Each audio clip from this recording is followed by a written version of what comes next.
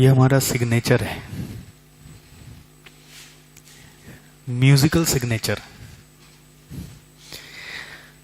So let's start. Good morning. Financial management.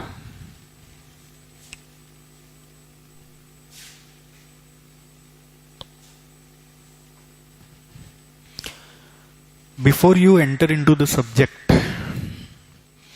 there are some basic things that you should know about the subject.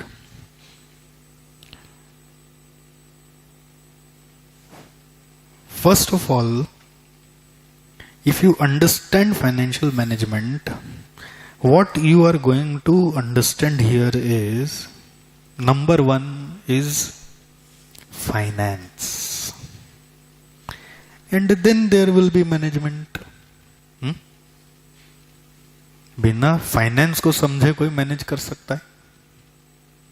Correct. So the question here is, what is finance? What is finance? पहले sir finance समझाइए, फिर management करेंगे। Finance माने, हाँ समझ गए क्या? इशारा इंडिया में चल रहा है ना? आई थिंक इंडियन इशारा ही है। फाइनेंस माने मनी। मनी, मनी को हम लोग बोलते हैं वो मनी जो आपका पर्सनल यूज के लिए, उसका बात नहीं हो रहा है। वो money that is in circulation of your business. Money जो बिजनेस के सर्कुलेशन में है, that is your finance. Her business में मनी लगा हुआ है, जिसको आप क्या नाम देते हो? बिजनेस में मनी लगा हुआ है मतलब कैपिटल लगा हुआ है। अकाउंट्स का बुद्धि चलाए तो कैपिटल लगा हुआ है। Capital comes in the form of money, and that money is not kept in one box in any business. It is in circulation. So as a finance manager, first you need to understand how it is circulating, where the actual money is. If you get to know about that, then you can manage it.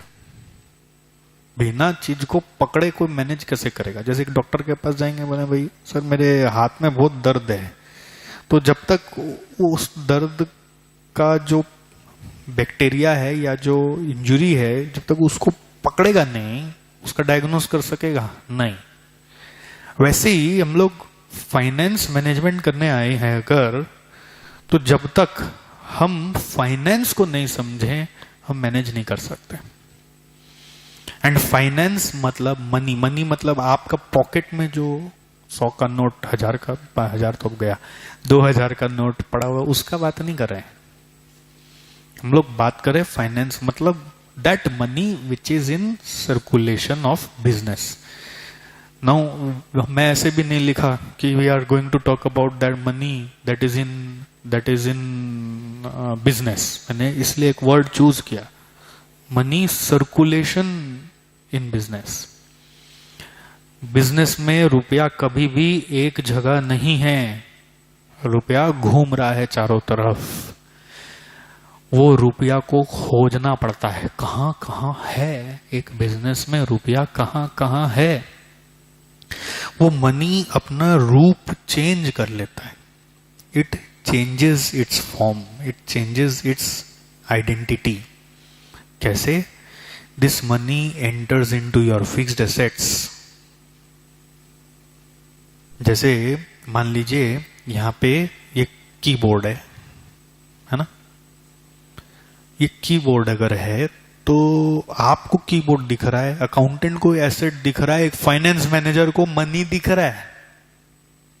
थोड़ा सोच को change करना पड़ेगा। Finance manager को क्या दिख रहा है? मनी दिख रहा है, मनी। करेक्ट। ये बॉटल है, बॉटल पानी पीने के काम आता है। आपको बॉटल दिख रहा है, अकाउंटेंट को एसेट दिख रहा है, फाइनेंस मैनेजर को मनी दिख रहा है। क्योंकि बिना मनी के ही आएगा क्या? It is a form of money, it enters into fixed asset and some portion of money enters into your working capital. Working capital में क्या आता है ये तो बेसिक्स आपको पता है. क्या आता है? Current assets.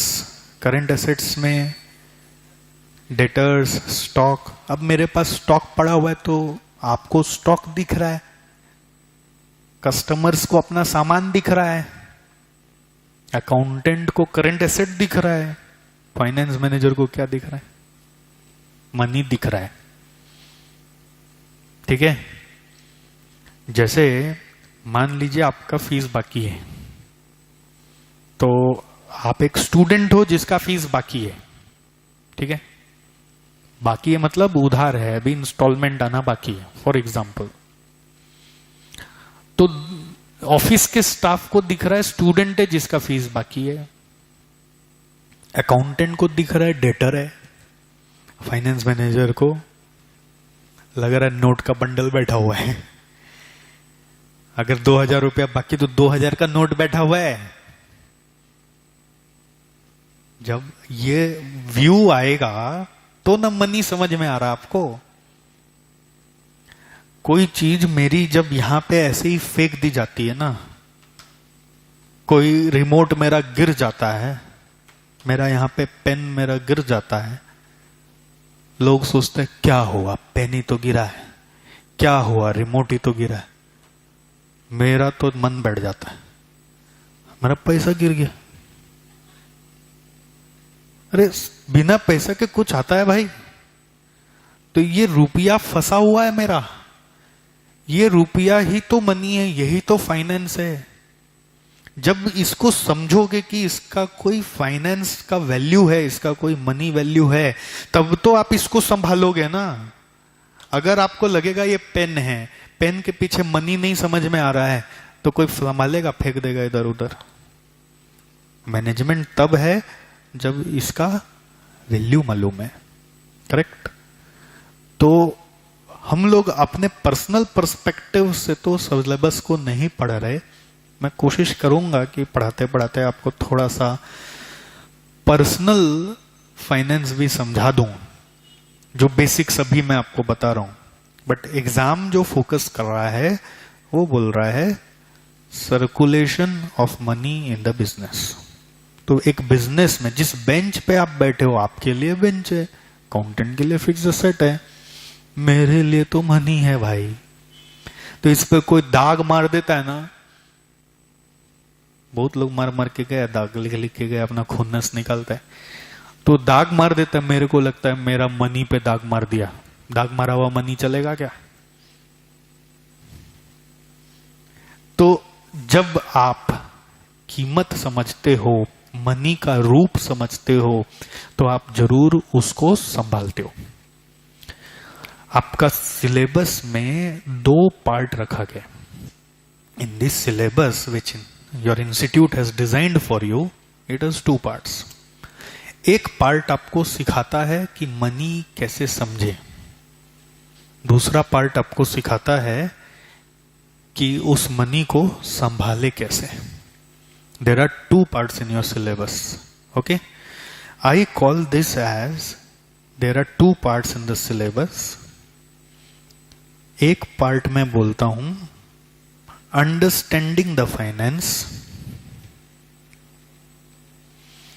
दूसरा पार्ट में बोलता हूं मैनेजिंग द फाइनेंस.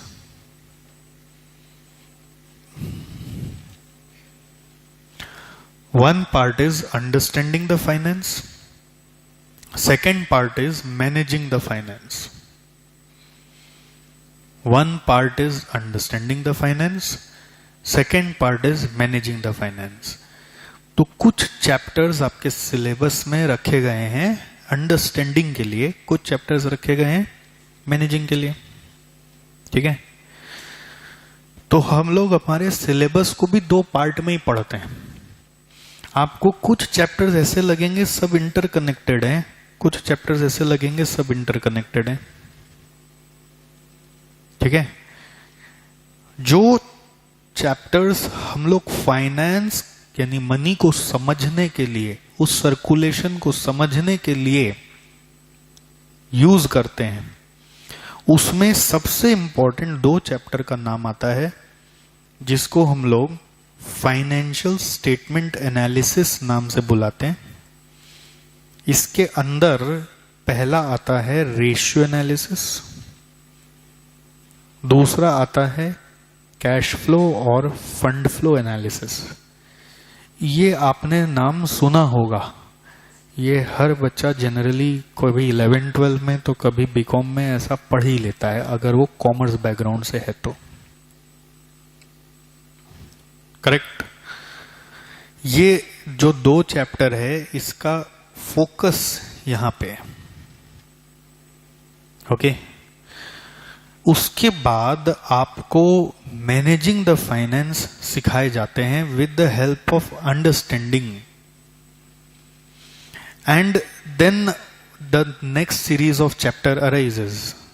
उस सीरीज ऑफ चैप्टर में पहला सीरीज में मैं बोलता हूं एक है leverage and capital structure planning. मतलब अगर मैं बोलूंगा तो लिवरेज एक चैप्टर है और कैपिटल स्ट्रक्चर प्लानिंग दूसरा चैप्टर है।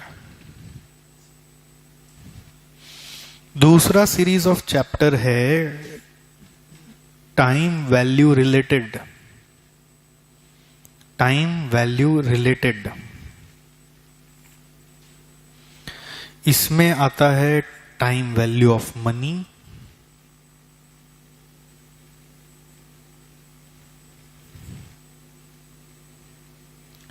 Time value of money. Time value of money को आप अंडरस्टैंडिंग फाइनेंस के एंगल से भी सोच सकते हैं। अंडरस्टैंडिंग फाइनेंस का एक हिस्सा यहां पे डाल दिया गया है कि आप यहां पे आके वैल्यू ऑफ मनी को समझेंगे विथ रेस्पेक्ट टू टाइम, कि समय के साथ साथ मनी का वैल्यू पे असर क्या पड़ता है। दूसरा आप कॉस्ट ऑफ कैपिटल पढ़ते हैं, कॉस्ट ऑफ कैपिटल COC। तीसरा कैपिटल स्ट्रक्चर थ्योरी पढ़ते हैं, CST कैपिटल स्ट्रक्चर थ्योरी। चौथा आप कैपिटल बजटिंग पढ़ते हैं, कैपिटल बजटिंग। ठीक है।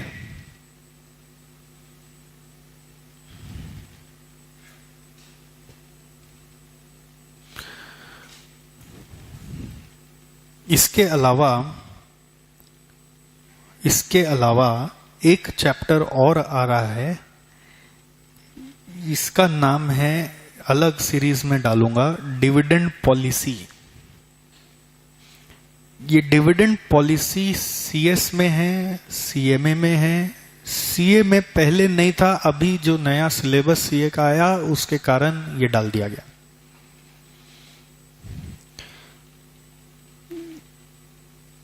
इसमें एक और सीरीज ऑफ चैप्टर आते हैं जो सिर्फ CS फाइनल में है, वो इसके बाद के लेवल की पढ़ाई है। उसका नाम है पोर्टफोलियो, दूसरा नाम है फॉरेक्स, फॉरेन एक्सचेंज, तीसरा नाम है डेरिवेटिव्स।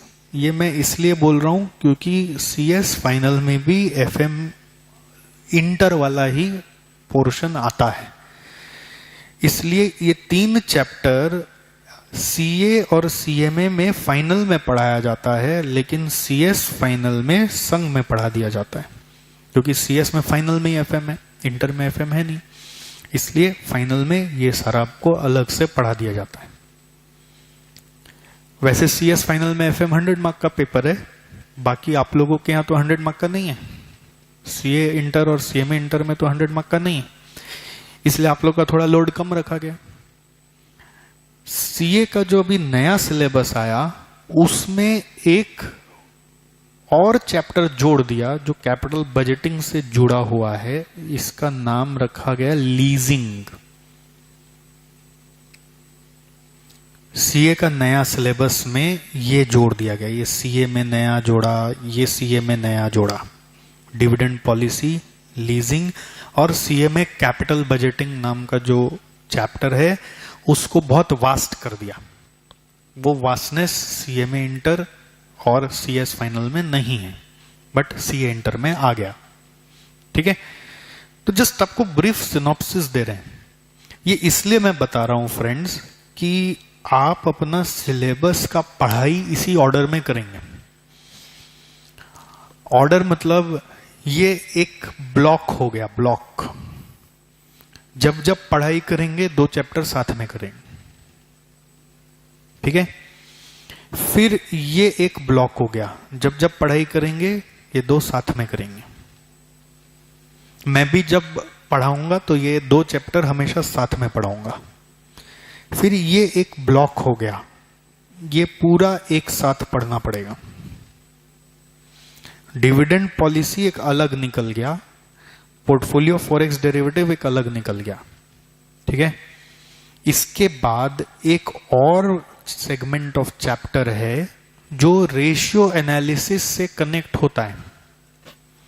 रेशियो एनालिसिस आपको कुछ फाइनेंस मैनेजमेंट सिखाता है, वो एक और सेगमेंट है चैप्टर का। से मैं इसको जी नंबर लिखा मेरा सीरियल के हिसाब से, उसका नाम है वर्किंग कैपिटल मैनेजमेंट, जिसके अंदर 3 चैप्टर आते हैं। वर्किंग कैपिटल मैनेजमेंट, फिर से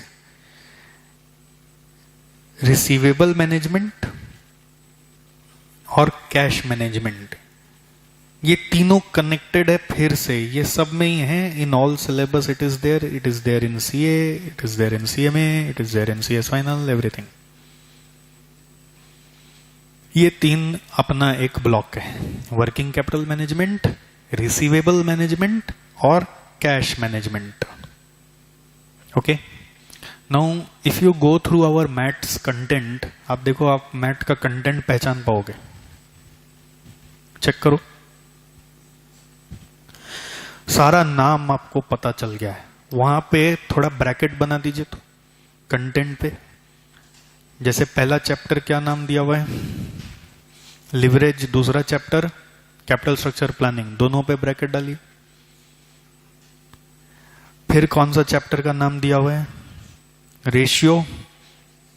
रेशियो के बाद वर्किंग कैपिटल, रिसीवेबल और कैश मैनेजमेंट। तो रेशियो से ही सिंस उसका रिश्ता है, इसलिए वो 4 एक साथ नाम है, उस पे ब्रैकेट डालिए।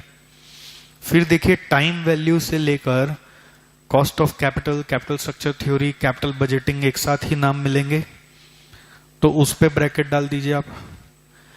करेक्ट। डिविडेंड पॉलिसी का अलग से क्लास में लिखा के पढ़ाया जाएगा, तो उसका नोट्स यहां पे नहीं है। पोर्टफोलियो फॉरेक्स डेरिवेटिव्स का अलग मैट होता है, वो अलग से मिलता है, जो स्टूडेंट्स उसका क्लास करते हैं उनको मिलता है, ठीक है। सीए में जो नया चैप्टर ऐड हुआ है लीजिंग, उसका जब क्लास होगा तो अलग से उसका सप्लीमेंट्री मिलेगा। फिलहाल इस मैट का जो कंटेंट है वो मैंने आपको दिखा दिया।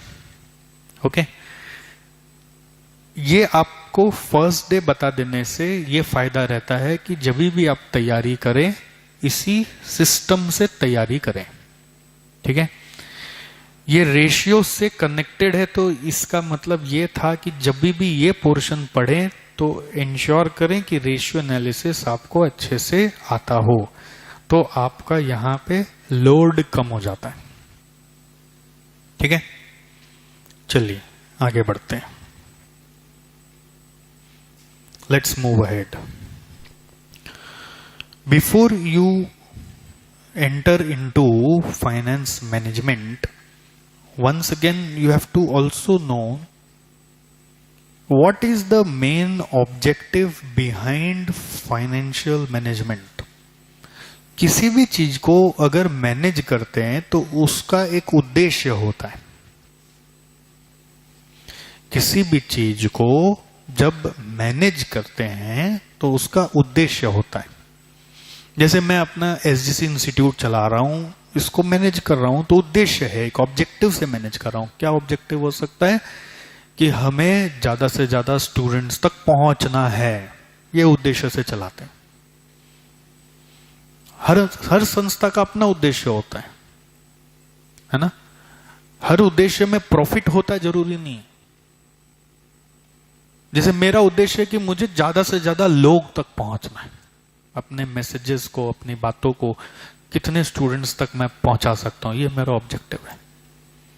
अब उसके कारण कॉस्ट जो लगते हैं वो रिकवर करना है, ये उद्देश्य लेके चले हुए। ऐसे ही हर संस्था का अपना उद्देश्य है, हर काम का अपना उद्देश्य है। तो फाइनेंस मैनेजमेंट एक काम है, तो इसका ऑब्जेक्टिव होना चाहिए। ऑब्जेक्टिव बोलता है जो मैंने आपको ऊपर में बताया, फाइनेंस को समझो और मैनेज करो, लेकिन कैसे मैनेज करो? मैनेज करते वक्त एक प्रिंसिपल का ख्याल रखो। प्रिंसिपल का ख्याल क्या रखना है? वो प्रिंसिपल है कि आपको अपने इक्विटी शेयर होल्डर्स का वेल्थ मैक्सिमाइजेशन करके देना पड़ेगा।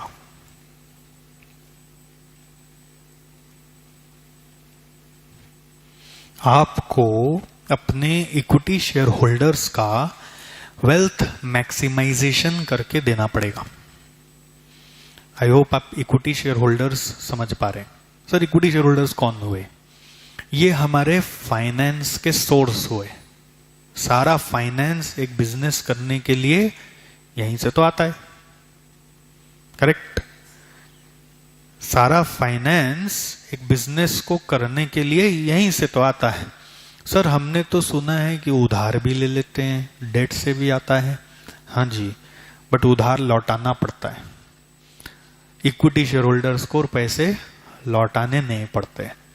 तो जिसको पैसे लौटाने नहीं पड़ते उनके प्रति जिम्मेदारी बहुत बढ़ जाती है। जैसे आप कभी कोई बिजनेस करोगे और उसमें फंड मम्मी से ले लो,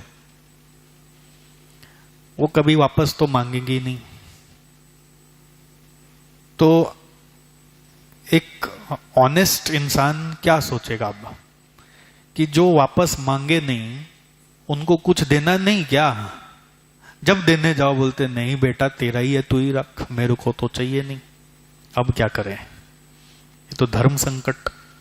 जब देने जाओ वो ले ही नहीं, वो मांगे ही नहीं चला के, बोले बस तेरा तरक्की होता रहे, मैं तो उसी में ही खुश हूं, तेरा वैल्यू बढ़ता रहे, उसी में ही खुश हूं। तो आपका कुछ फर्ज है कि नहीं उनके प्रति? वही फर्ज को हम बोल रहे हैं wealth maximisation. Equity share holders is like mother who provides finance to his son. Similarly, equity shareholders are the owners of the company. The same principles they follow when they provide finance to a company. They don't ask anything in return. If you give them, they are happy. If you don't give them, they are not going to talk about it. Debt से finance लो, लेकिन वो तो पीछे पड़ जाएगा, मेरा interest दो, मेरा रिपेमेंट करो। तो ऐसा नहीं बोलते कि डेट से मत लो, मतलब बोलते डेट से लो, आपको जितना शक्ति हो, जितना आप निभा सके उतना लो। लेकिन इक्विटी शेयर होल्डर तो प्राइम है, उसके बिना तो कंपनी शुरू ही नहीं हो सकती ना। क्योंकि अल्टीमेटली देखिए सिस्टम क्या होता है फाइनेंस में। आप सोच रहे डेट कौन लिया? कंपनी, ठीक है। कंपनी किसका? कंपनी किसका? इक्विटी शेयर होल्डर का। तो इक्विटी शेयर होल्डर तो होना ही होगा ना, वरना डेट किसको मिलेगा? कंपनी को दे दो। अरे कंपनी का मालिक कौन है? तो इक्विटी शेयर होल्डर के बिना तो डेट भी तो नहीं आएगा। तो ये है इसलिए तो डेट मिलता है, ये है तो कंपनी बनती है। ये बिन मांगे आपको अपना धन दे देते हैं।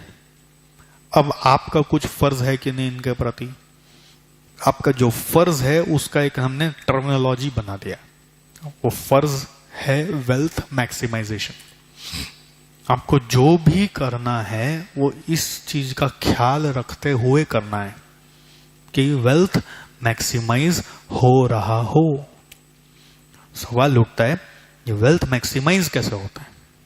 करेक्ट, वेल्थ मैक्सिमाइज होता है दो कर्म से, दो एक्शन से।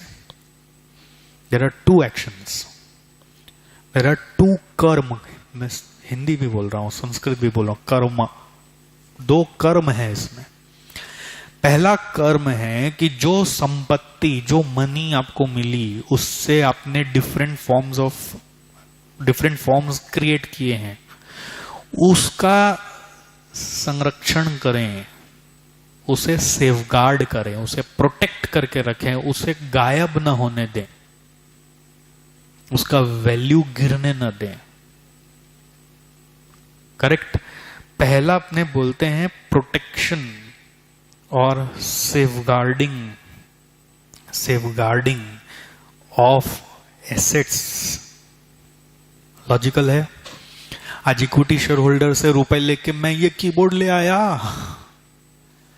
अब इस पे धूल चढ़ रहा है तो ये टिकेगा क्या?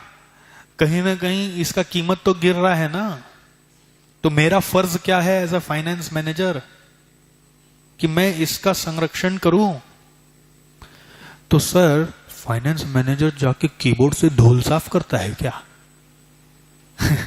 ऐसे क्यों सोचते हैं आप? उसको कोई आदमी अपॉइंट करना पड़ेगा भाई, जो ये मेंटेनेंस का काम करेगा। उसके दिमाग में आना चाहिए कि इसका भी पैसा निकालना है अलग से, जो मेंटेन करेगा इसको। क्या समझे? मतलब चीजों को खाली लाने से नहीं होगा, उसका प्रोटेक्शन बहुत जरूरी है। दूसरा चीज कि आप अपने रुपयों से वही काम करें जिससे भविष्य में कुछ रुपए आने के हैं, जाने के नहीं। Invest your money in such areas from where you can get future cash flows, from where you can get future cash flows। Flow मतलब धारा, धारा बनी रहे, भविष्य में जो कैश आना है वो आता रहे। ऐसे जगह पैसों को लगाओ जहां से फ्यूचर में रुपया आने का बात हो, रुपया जाने का बात ना हो। जिस चीज से फ्यूचर में रुपया आना है उसको बोलते हैं एसेट, जिस चीज में फ्यूचर में रुपया जाना है उसको बोलते हैं लायबिलिटी।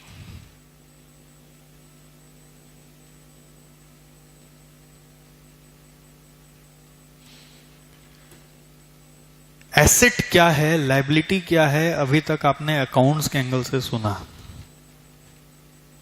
अभी थोड़ा फाइनेंस के एंगल से एसेट लायबिलिटी सुनिएगा। मैंने एक बेंच खरीदा, ठीक है, उसके 10,000 रुपए लगे, रुपया गया, एसेट। अकाउंट्स क्या मानता है, ये एसेट अब हर साल डिप्रिशिएट होगा। तो रुपया आ रहा है कि जा रहा है? जा रहा है। अकाउंट्स मतलब ऐसा चीज को एसेट बोलो जो टेंजिबल हो या इंटेंजिबल हो, बट धीरे धीरे उसका वैल्यू घटे। अकाउंट्स ऐसे बोलता है। फाइनेंस मैनेजमेंट बोलता है एसेट वो है जिसका वैल्यू घट रहा है, उसको छोड़ो। वो बोलता है एसेट वो है जिससे आप भविष्य में रुपया कमा सकते हैं। मैंने अगर ये बेंच लिया, इस पे स्टूडेंट्स को पढ़ाता हूं बैठा के, उनसे फीस लेता हूं, तो ये एसेट है। हाँ जी। मैंने मान लीजिए एक बेड लिया अपने आराम करने के लिए। बेड एसेट है क्या अकाउंट्स के हिसाब से? अकाउंट्स से एसेट आएगा ना? हाँ, अकाउंट्स में एसेट आएगा ना। बट वो बेड पे मैं आराम करता हूं, उस आराम करने के मुझे पैसे मिलते हैं क्या? तो बेड एसेट नहीं है, लायबिलिटी है। एफएम ऐसे सोचता है, ठीक है। एफएम सोचता है कि एसेट वो है जिसमें आज रुपया लगाओ तो कल उससे कुछ कैश फ्लो का जरिया आना चाहिए। तो वो रुपया जो आज गया वो खर्चा नहीं है, वो एसेट है। और जो रुपया आज आप सामान लिए उससे खाली आराम ही मिलने का है, कुछ फ्यूचर कैश फ्लो नहीं आने का है, तो वो खर्चा है, वो लायबिलिटी है। समझ में आ रहा है मैं क्या बोल रहा हूं? जैसे मैंने यहां पे एसी लगाया, ये एसी चलाने का हर महीना खर्चा लगता है। एसेट है कि लायबिलिटी है? लायबिलिटी है। आप भले अकाउंट्स में उसको एसेट में डालिए, बट मेरे लिए तो लायबिलिटी हो गई है। हर महीना इसको चलाने का खर्चा दो, बिना खर्चा के चले नहीं। हाँ, इस खर्चा से अगर मैं स्टूडेंट्स ज्यादा बैठा पाता हूं क्लास में, ज्यादा देर तक उनको पढ़ा सकता हूं, उससे यहां पे कैश फ्लो आएगा, तो ये एसेट है। हमारा definition of asset is what? Finance management में ऐसे खर्चे जिससे फ्यूचर में कैश फ्लो आए। कई बच्चों को दिखता हूं जबरदस्ती घर का फाइनेंस लेके एक बड़ा मोबाइल फोन ले लिया, स्टेटस ईएमआई वीएमआई पे। तो घर वालों को कैसे समझा रहे हैं, अरे मोबाइल भी तो एसेट है, देखिए बुक्स ऑफ अकाउंट में एंट्री तो यही मारेंगे, एसेट ही तो है, क्या खराब है, कौन सा रुपया आप ऐसे फेंक के आ रहे हैं।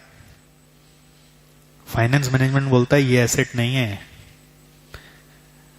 क्या करोगे इससे? व्हाट्सएप करोगे, फेसबुक करोगे, चैटिंग करोगे, वीडियो देखोगे, दोस्तों में फड़का मारोगे, कमाई आएगी क्या? नहीं नहीं, कमाई कहां से आएगी? हर दिन वैल्यू गिरेगा, लायबिलिटी है ये एसेट तब है जब इस मोबाइल के बदौलत तुम कुछ कमा के दिखाओ। ये मोबाइल रखने से तुम्हारी कमाई बढ़ती है, तुम्हारा कैश फ्लो आता है, तो ये एसेट है। फाइनेंस इसको कहते हैं। अगर आप ये दो बात समझ गए तो आपको उन इक्विटी शेयर होल्डर का रुपया को संभालना आ गया। जब जब फाइनेंस मैनेजमेंट करते हो तो यही दो बात का ध्यान रखना है। हम ऐसे जगह अपना रुपया को लेके जाते हैं जहां से फ्यूचर में कैश फ्लो आए, या फिर फ्यूचर में कैश फ्लो नहीं आए तो कम से कम रुपया हिफाजत से तो रहे, उसका वैल्यू गिरने मत दीजिए। हिफाजत करने के लिए कई बार आपको कुछ खर्च करना पड़ता है तो करिए, but protection is also very important. इसी से वेल्थ मैक्सिमाइजेशन होता है।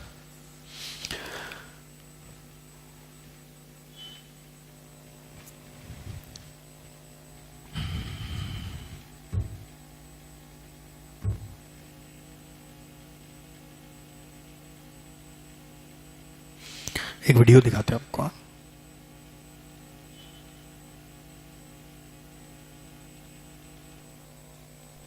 हे दोस्तों, आज मैं आपको बताऊंगा एक की रीजन क्यों कुछ ही लोग बहुत अमीर बन पाते हैं और क्यों ज्यादातर लोग गरीब या फिर मिडिल क्लास रह जाते हैं। रॉबर्ट नाम का एक लड़का था जिसके दो बाप थे। अब आप कुछ गलत मत समझिए, पहला उसका खुद का था पर दूसरा उसके दोस्त का बाप था जिसे वो अपना मुंह बोला बाप मानता था। पहले वाले ने पीएचडी की थी पर दूसरे ने कभी 8th भी पास नहीं की थी। दोनों बहुत ही स्मार्ट और हार्डवर्किंग थे पर दोनों की सोच बहुत ही अलग थी और दोनों रॉबर्ट को अलग अलग बातें सिखाते थे। पहला बाप बोलता था कि पैसा सारे फसाद की जड़ है, पर दूसरा बोलता था कि पैसा ना होना सारे फसाद की जड़ है। पहला रॉबर्ट को हमेशा महंगी चीजों के बारे में सोचने से मना करता था और कहता था कि वो हमारी हैसियत के बाहर है। दूसरा उसे कहता था कि वो सोचे और अलग अलग रास्ते ढूंढे जिससे वो सारी महंगी चीजें खरीद सके। ये करने से उसका दिमाग तेज होगा और नए आइडियाज भी मिलेंगे। पहला उसे कहता खूब मेहनत कर, अच्छे से पढ़ लिख ताकि तुझे बड़ी कंपनी में नौकरी लगे और तू बड़ा इंसान बन पाए। दूसरा कहता था तू खूब पढ़ मेहनत कर पर खुद की कंपनी खोल ताकि तू खूब सारी नौकरियां लोगों को दे पाए। रॉबर्ट के पास एक एडवांटेज था, उसने अपने दोनों बापों को अपनी अलग अलग सोच के साथ बढ़ते और उनकी तरक्की देखी। उसने अपना दिमाग लगाया और अपने दूसरे बाप की बातें मानी और फॉलो की, जो कि बाद में मायामी फ्लोरिडा का सबसे अमीर इंसान बना और उसकी सिखाई बातों से उसने खुद करोड़ों कमाए, जबकि उसका पहला बाप जिंदगी भर गरीब रह गया। सबसे इंपॉर्टेंट बातों में से एक बात जो रॉबर्ट ने अपने अमीर बाप से सीखी वो थी फाइनेंशियल लिटरेसी, जिसका मतलब है एसेट्स और लायबिलिटीज के बीच का डिफरेंस जानना। अब आप गौर से सुनिए, ये नॉर्मल कॉमर्स में सिखाए गए मीनिंग से थोड़ा अलग है। रॉबर्ट ने काफी इजी शब्दों में उसका मीनिंग बताया है, जो कि कुछ ऐसा है।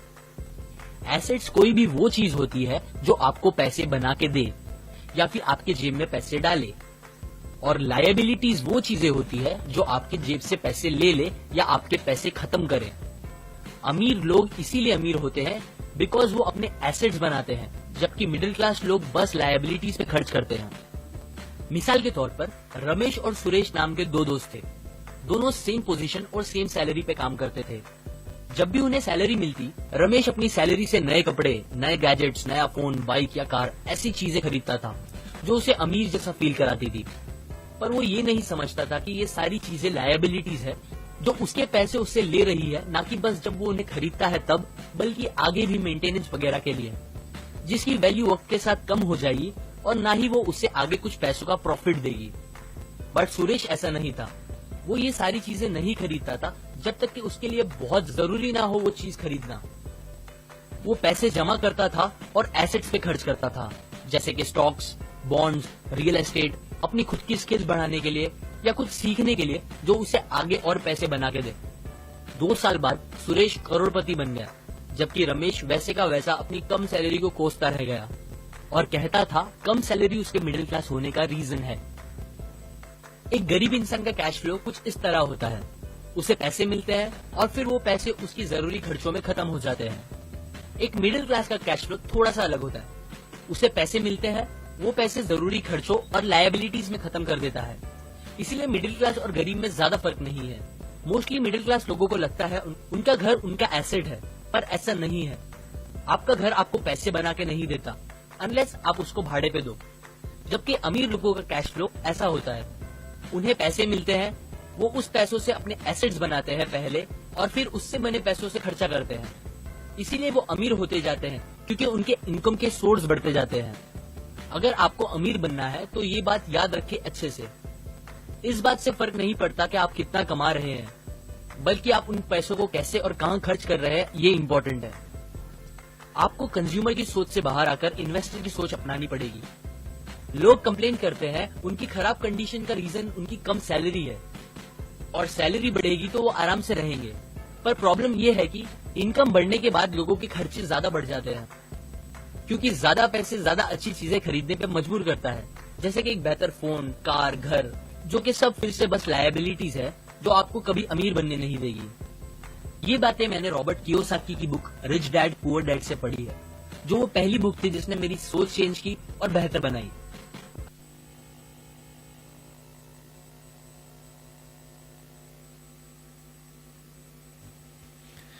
कुछ समझ में आया मैसेज? हालांकि ये सिलेबस की जरूरत नहीं थी, बट ये इंसान की जरूरत है।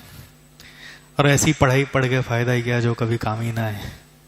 इसलिए मैंने अपने पढ़ाने के तरीके में ये सब थोड़ा बहुत इंक्लूड किया हुआ है कि आप जो पढ़ते हो वो जिंदगी में कब मौका लगे किसी कंपनी के लिए करने का, लेकिन आपको मैं बहुत सारे मौका दूंगा कि आप जो पढ़ते हो वो इमीडिएटली आप अपने लिए तो शुरू कर सकते हो। क्या एसेट है, क्या लायबिलिटी है, वो आपको जज करना है। और जितना आप अपने लिए फाइनेंशियल एसेट बनाते हो उतना आप वेल्थ मैक्सिमाइज कर पाते हो। Okay, next. इसके बाद एक पॉइंट आपको और जानना है, वो है फंक्शंस ऑफ फाइनेंशियल मैनेजमेंट। कि फाइनेंशियल मैनेजमेंट मेन करके क्या देता है। इनका 3 काम सबसे ज्यादा पॉपुलर माना जाता है। 3 काम। पहले, ये आपको एडवाइज करते हैं कि कहां कहां से फाइनेंस आपको लाने चाहिए, सोर्सेज ऑफ फाइनेंस।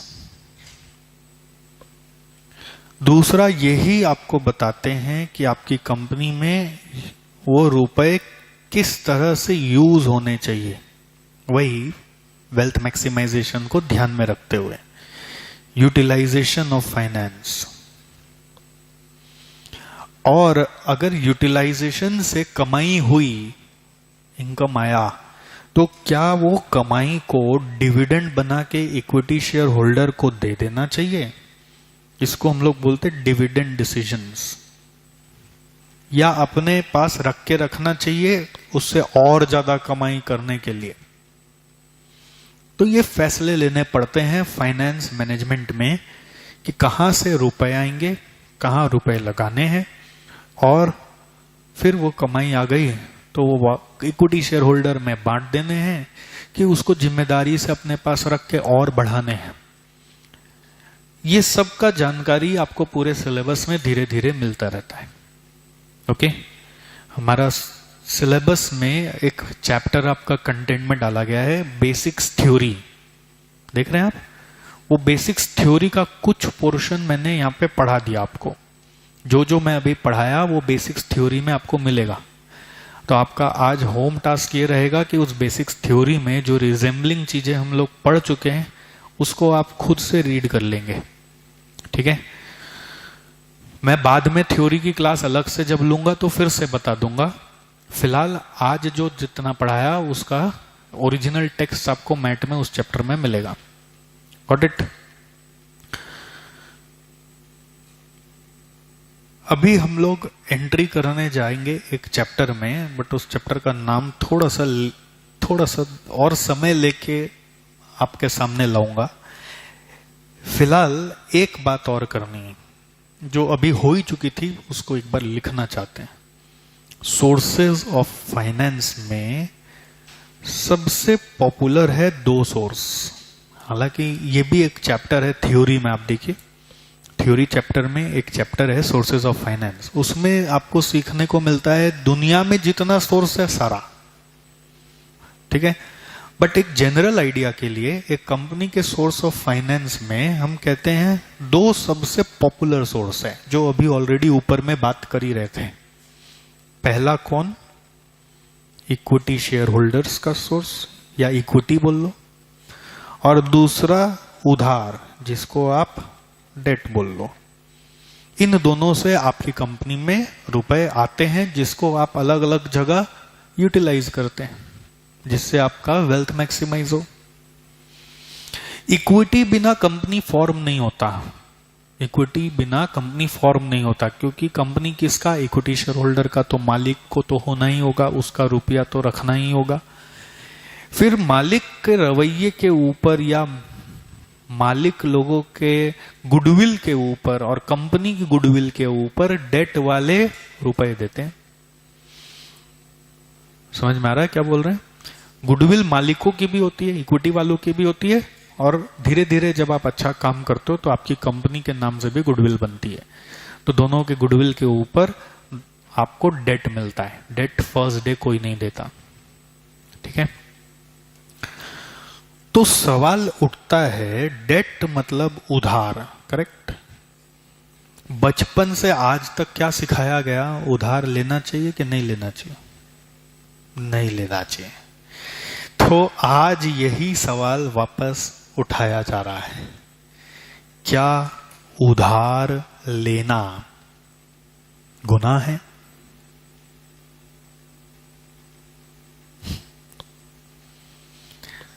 बचपन से तो यही सिखाया गया कि बेटा जितनी बड़ी चादर है उतना ही पैर फैला लो, भूखे रह लो लेकिन उधार मत लो। उधार वाली जिंदगी बदतर है। फाइनेंस मैनेजमेंट अलग तरह से सोच रहा है। फाइनेंस मैनेजमेंट बोलता है कोई भी काम अगर आप करते हैं उससे भविष्य में पैसे आने के हैं तो वो काम अच्छा है। उधार लेके रुपए जो आए उससे बर्थडे पार्टी बना लिया, हाँ जी, जीवन में फिर दुख आना ही है ना। उधार लेके जो मैं आपको सिखाया, फाइनेंशियल लायबिलिटी क्रिएट कर ली। लायबिलिटी मतलब समझ गया, घर में एसी लगा दिया, उधार लेके बड़ा सारा मोबाइल फोन ले लिया, तो सुख आएगा कि दुख आएगा वो आप सोचिए। लेकिन उधार लेके एक कंप्यूटर खरीदा, उस कंप्यूटर पे अभी जीएसटी चारों तरफ छाया हुआ है, उसका रिटर्न फाइलिंग सीख लिया। अपने आस पड़ोस के जितने बिजनेसमैन थे उनका रिटर्न फाइलिंग कर करके महीने का 10,000 रुपया कमाना शुरू कर दिए, तो उधार लेना कहां गुनाह हुआ?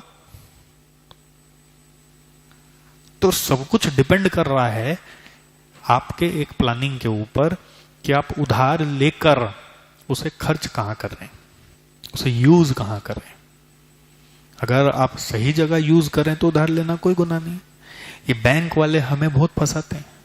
सर पर्सनल लोन ले लीजिए सर, 1 मिनट में एलिजिबिलिटी निकाल देंगे सर, 2 दिन में आपके पास रुपए आ जाएंगे। तो फिर आपका जो शौक है वो पूरा करिए, जाइए फॉरेन घुमाइए, जाइए मोबाइल फोन ले लीजिए, जाइए एसी ले लीजिए, जाइए घर का इंटीरियर करवा लीजिए। भाई उधार लेके मैं अगर ये सब करूंगा तो मैं एसेट पाल रहा हूं कि लायबिलिटी बना रहा हूं? तो मेरी जिंदगी तो नर्क होनी है।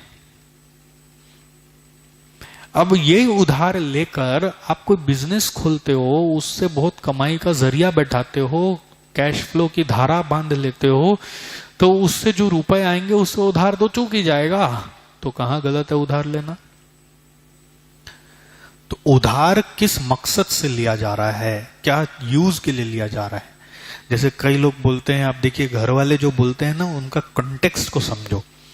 जैसे कई बुजुर्ग लोग आपको अपने परिवार में ही मिलेंगे कि ईएमआई पे घर मत लो, होम मत लो घर पे, अगर कम रुपए हैं तो आप छोटे जगह रह लो, जिस दिन रुपए आ जाए उस दिन आप लो, उधार वाला जिंदगी में मत जाओ।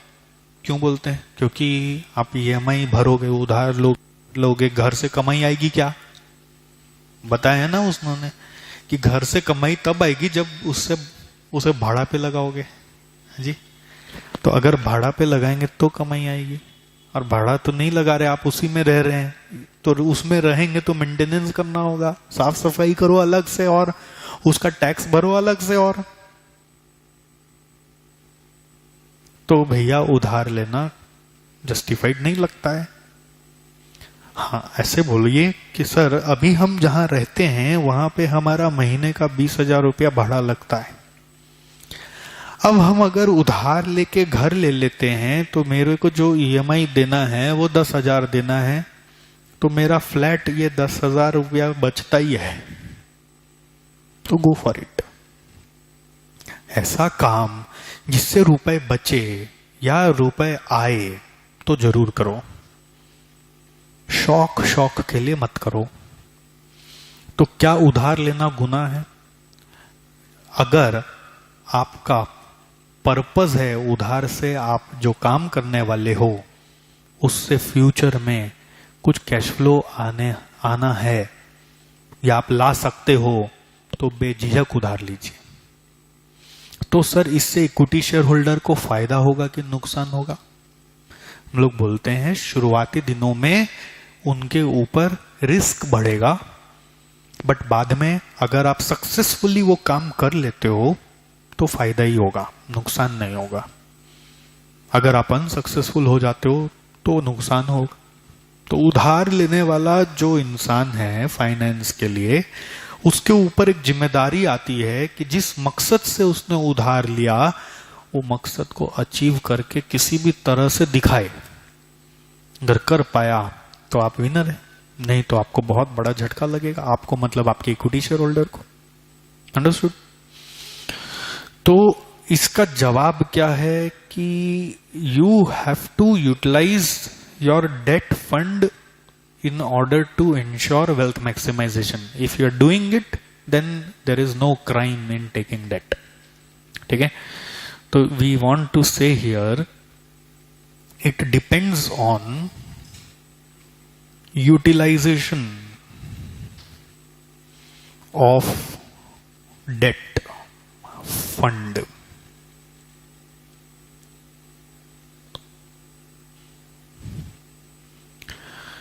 If it is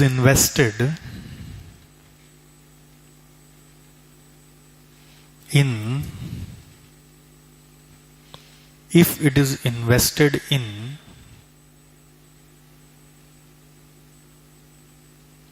sources that can generate future cash flows,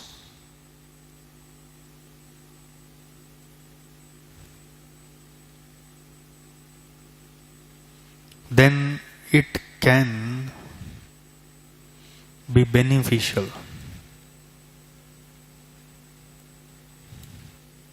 Correct? that can generate future cash flows, then it can be beneficial.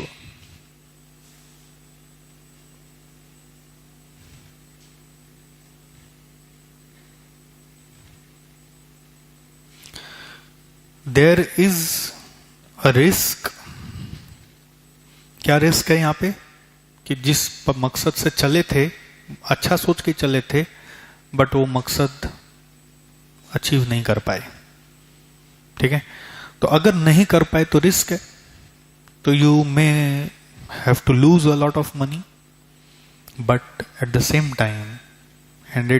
Time there is an advantage. इस एडवांटेज को हमने एक नाम दिया है, जो आज का आपका चैप्टर होने वाला है। भाइयों और बहनों, लेडीज एंड जेंटलमैन, इसका नाम है leverage.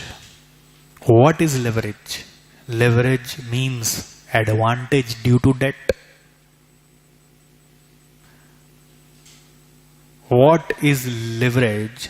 Leverage is an advantage due to debt. Advantage, आप समझिए, ये तलवार होता है, तलवार। जो तलवार रखते हैं उसको फायदा भी मिलता है, तो उसको रिस्क भी है। स्वॉर्ड, तलवार माने स्वॉर्ड। फायदा क्या कि उससे कोई पंगा लेगा तो बचेगा नहीं, और रिस्क क्या? अरे भाई, तलवार चलाते तो आपका हाथ भी कट जाता है। It is like a sword. ठीक है, आप चलाएंगे तो आपको भी बच के चलाना पड़ेगा, वरना खुद जोखिम में आ जाएंगे। ठीक है, इसमें मैं एक जनरल एग्जांपल यूजुअली हर बच्चों को देता हूं, हर क्लास, हर बार पढ़ाते पढ़ाते वो एग्जांपल आपको दिखाता हूं कि वाकई में देखो उधार लेने से कैसे फायदा होता है अगर आइडिया सक्सेसफुल हो गया तो। ठीक है, सोचिए, ये हमारा एक बिजनेसमैन है जिसके दिमाग में एक आइडिया चल रहा है। आइडिया ये है कि एक जमीन है, उसको खरीदा जाए, उस पे एक बिल्डिंग बना ली जाए। वो बिल्डिंग 10 करोड़ में बनेगा। 1 साल बाद उसको बेच देंगे तो 20 करोड़ हो जाएगा, और उसको ये कॉन्फिडेंस है कि वो 10 का 20 कर पाएगा। ये बिल्डिंग बन भी जाएगा उससे, और वो 10 का 20 कर पाएगा, मतलब 10 करोड़ लगा के 10 करोड़ कमा पाएगा। लेकिन प्रॉब्लम ये है कि इनके पास सिर्फ 2.5 करोड़ रुपए है। ओन रुपया जो है वो 2.5 करोड़ ही है। चाहिए कितना? 10। ठीक है, चाहिए कितना? 10, और है 2.5 करोड़। मान लेते हैं एक बार कि इनके पास 2.5 नहीं है, 10 ही है। एक बार अज्यूम करो। तो ये क्या किए, एक कंपनी बनाए, उसमें अपना रुपया इक्विटी बोल के 10 दे दिए। करेक्ट, इक्विटी से एक सारा कैश आ गया 10 फॉर एग्जांपल। उस कैश को यूज करके इन्होंने सीमेंट खरीदा, सैंड खरीदा, जमीन भी खरीदी, आदमी को एंगेज किया और बिल्डिंग बना लिया। बिल्डिंग बन गया। ठीक है, वो बिल्डिंग इनका करंट एसेट में आएगा ना, क्योंकि तो बिजनेस कर रहे हैं उसका। तो बिल्डिंग बन गया तो 10 करोड़ रुपया गया, बिल्डिंग बन गया 10 करोड़। अब वो बिल्डिंग को धीरे धीरे करंट एसेट से बेच दिए, सेल कर दिए। ये पूरा प्रक्रिया खत्म होने में 1 साल हो गया। तो ये बिल्डिंग आपका स्टॉक जैसा हो गया, स्टॉक से वो डेटर्स में चला गया, डेटर से वापस कैश भी आ गया, तो घूम के कैश वापस पहुंच गया 10 का 20 पे। सो 20 यहां है, 10 यहां है, तो बच गया कितना? 10। ये 10 क्या चीज का आया? प्रॉफिट का है। 10 लगा के 20 बनाए तो एक्स्ट्रा आया ना 10, यही तो प्रॉफिट है। प्रॉफिट का रेशियो अगर देखें, अर्निंग्स ऑन इक्विटी अगर आप देखें तो 10/10 है, यानी 1 पे 1, यानी 100%। ठीक है। अगर इनके पास सारा रुपया अपना होता तो, बट इनके पास तो अपना सारा रुपया नहीं है, तो इन्होंने फिर बुद्धि चलाई, कंपनी खोली, अपना रुपया सिर्फ 2.5 लगाया, बैंकों से रिक्वेस्ट किया, किसी तरह से सोर्स लगा के 7.5 करोड़ रुपया का उधार ले लिया। अब उधार जब लिया तो वो रेट ऑफ इंटरेस्ट फिक्स करेगा, कितना होगा? एक ऐसे ही सोचो, 2, 4, 6, 8, 10, 20, 30, 40, 50, उससे ज्यादा होगा। 30% पे बैंक वाले है ना, आंख बंद करके लोन दे सकते हैं। आपके कागजात नहीं है तो भी थोड़ा बहुत वेरिफिकेशन करके पर्सनल लोन मिलता है, जिसमें कोई सिक्योरिटी नहीं होता। 30% ज्यादा तो नहीं मांगेगा कोई भी, करेक्ट। ये दोनों मिला के 10 करोड़ आ गए। फिर वही प्रोसेस, 10 करोड़ आ गए तो कैश 10 करोड़, खर्चा किया तो बिल्डिंग बन गया, तो स्टॉक आ गया, यानी बिल्डिंग स्टॉक में आ गया 10, उसको ले जाके डेटर्स को बेच दिया, वो डेटर्स आपको वापस सारे रुपए दे दिए, तो 10 का क्या बन गया? 20। 20 में अभी प्रॉफिट कितना आया? 10, करेक्ट, सरप्लस 10 आया। लेकिन अब ये डेट वाला बोलेगा, भाई मेरा इंटरेस्ट 1 साल का, हाँ आपका इंटरेस्ट बाकी है, तो इंटरेस्ट मेरा एक लायबिलिटी हो गया। 30% ऑफ 7.5 इज 2.25, तो अगर वो इंटरेस्ट में दूंगा तो मेरा प्रॉफिट कम हो गया। प्रॉफिट कितना हुआ? 7.75 हो गया। लॉजिकल है ना, तभी तो बैलेंस शीट टैली करेगा। ये इंटरेस्ट लायबिलिटी है, दे देंगे, पैसे तो हैं ही अपने पास, बट मेरा प्रॉफिट देखो 7.75 कमाया ऑन इक्विटी, मेरा ओन प्रॉफिट, वो बिजनेसमैन का profit, by investing how much? 2.5। तो प्रॉफिट ऑन इक्विटी देखिए आप, रेशियो देखिए, 7.75/2.5 इज इक्वल टू कितना आया? 3.44। इसको परसेंट में ले जाते तो 344%। पहले कितना था? 100%। सारा रुपया खुद लगाए तो 100% कमाए। अपना 2.5 लगाया, गांव से उधार लेके कोई काम किया हाईएस्ट रेट ऑफ इंटरेस्ट पे, तो कितना कमाया?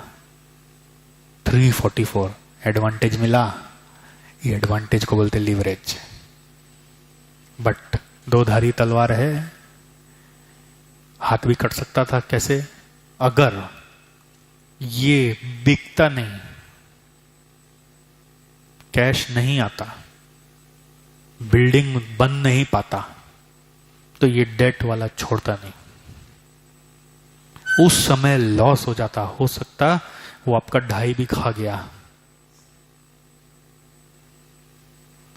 उधार लो, सही काम के लिए लो, और एक और जिम्मेदारी भी लो कि उस काम को हम कंप्लीट करके दिखाएंगे। जैसे आप मान लीजिए अभी इतना बड़ा पढ़ाई कर रहे हैं, सीए में, छोटा मोटा पढ़ाई तो है नहीं, sometimes you need to take loan to do all this study. तो are you doing a wrong thing और right thing? right thing, because from this money you would generate asset, मतलब आपका फ्यूचर कैश फ्लो आएगा, correct. लेकिन वो तो तभी आएगा ना पढ़ाई कंप्लीट होगी। रिस्क तो लेके चल ही रहे, पढ़ाई कंप्लीट नहीं किए तो फिर तो वो उधार वाला छोड़ेगा नहीं, तो उसको कंप्लीट करना भी बहुत जरूरी है, वो वरना हाथ जलेगा आपका। उधार लेना गुनाह नहीं, उधार का यूटिलाइजेशन और उसका ऑब्जेक्टिव को अचीव करना है। ये एक्स्ट्रा फायदा जो आपको उधार के कारण मिला उसे ही हम लिवरेज कहते हैं। ओके, तो फ्रेंड्स आज का चैप्टर का नाम है leverage. Chapter name is leverage.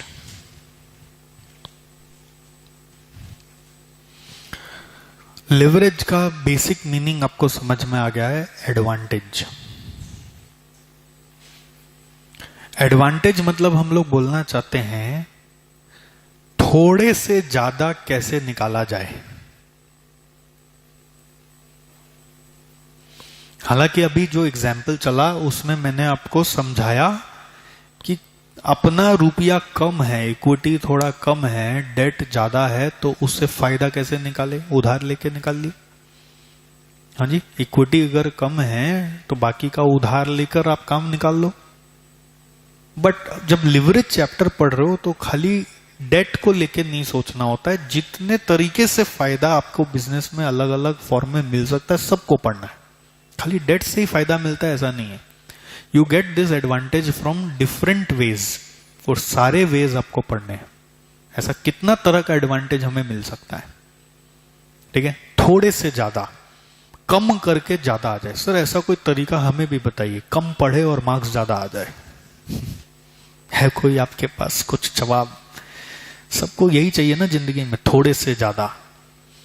एक आदमी है जो दिन में 10 रोटियां खाता है, तब जाके उसका दिन चलता है।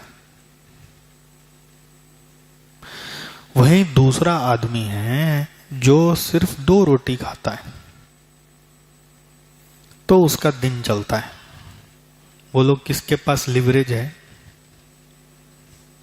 जो थोड़े से ज्यादा चला सके उसे हम कहते हैं कि लिवरेज उसके पास है। क्या समझे? सर तो हमें लिवरेज कैसे मिलेगा? आपको मिल गया, आप सही जगह पहुंच गए। आप क्लास कर रहे हो ना यहाँ पे, तो बस क्लास कर लो ठीक से, तो थोड़े से बहुत ज्यादा हो सकता है। क्लास प्रॉपरली करो।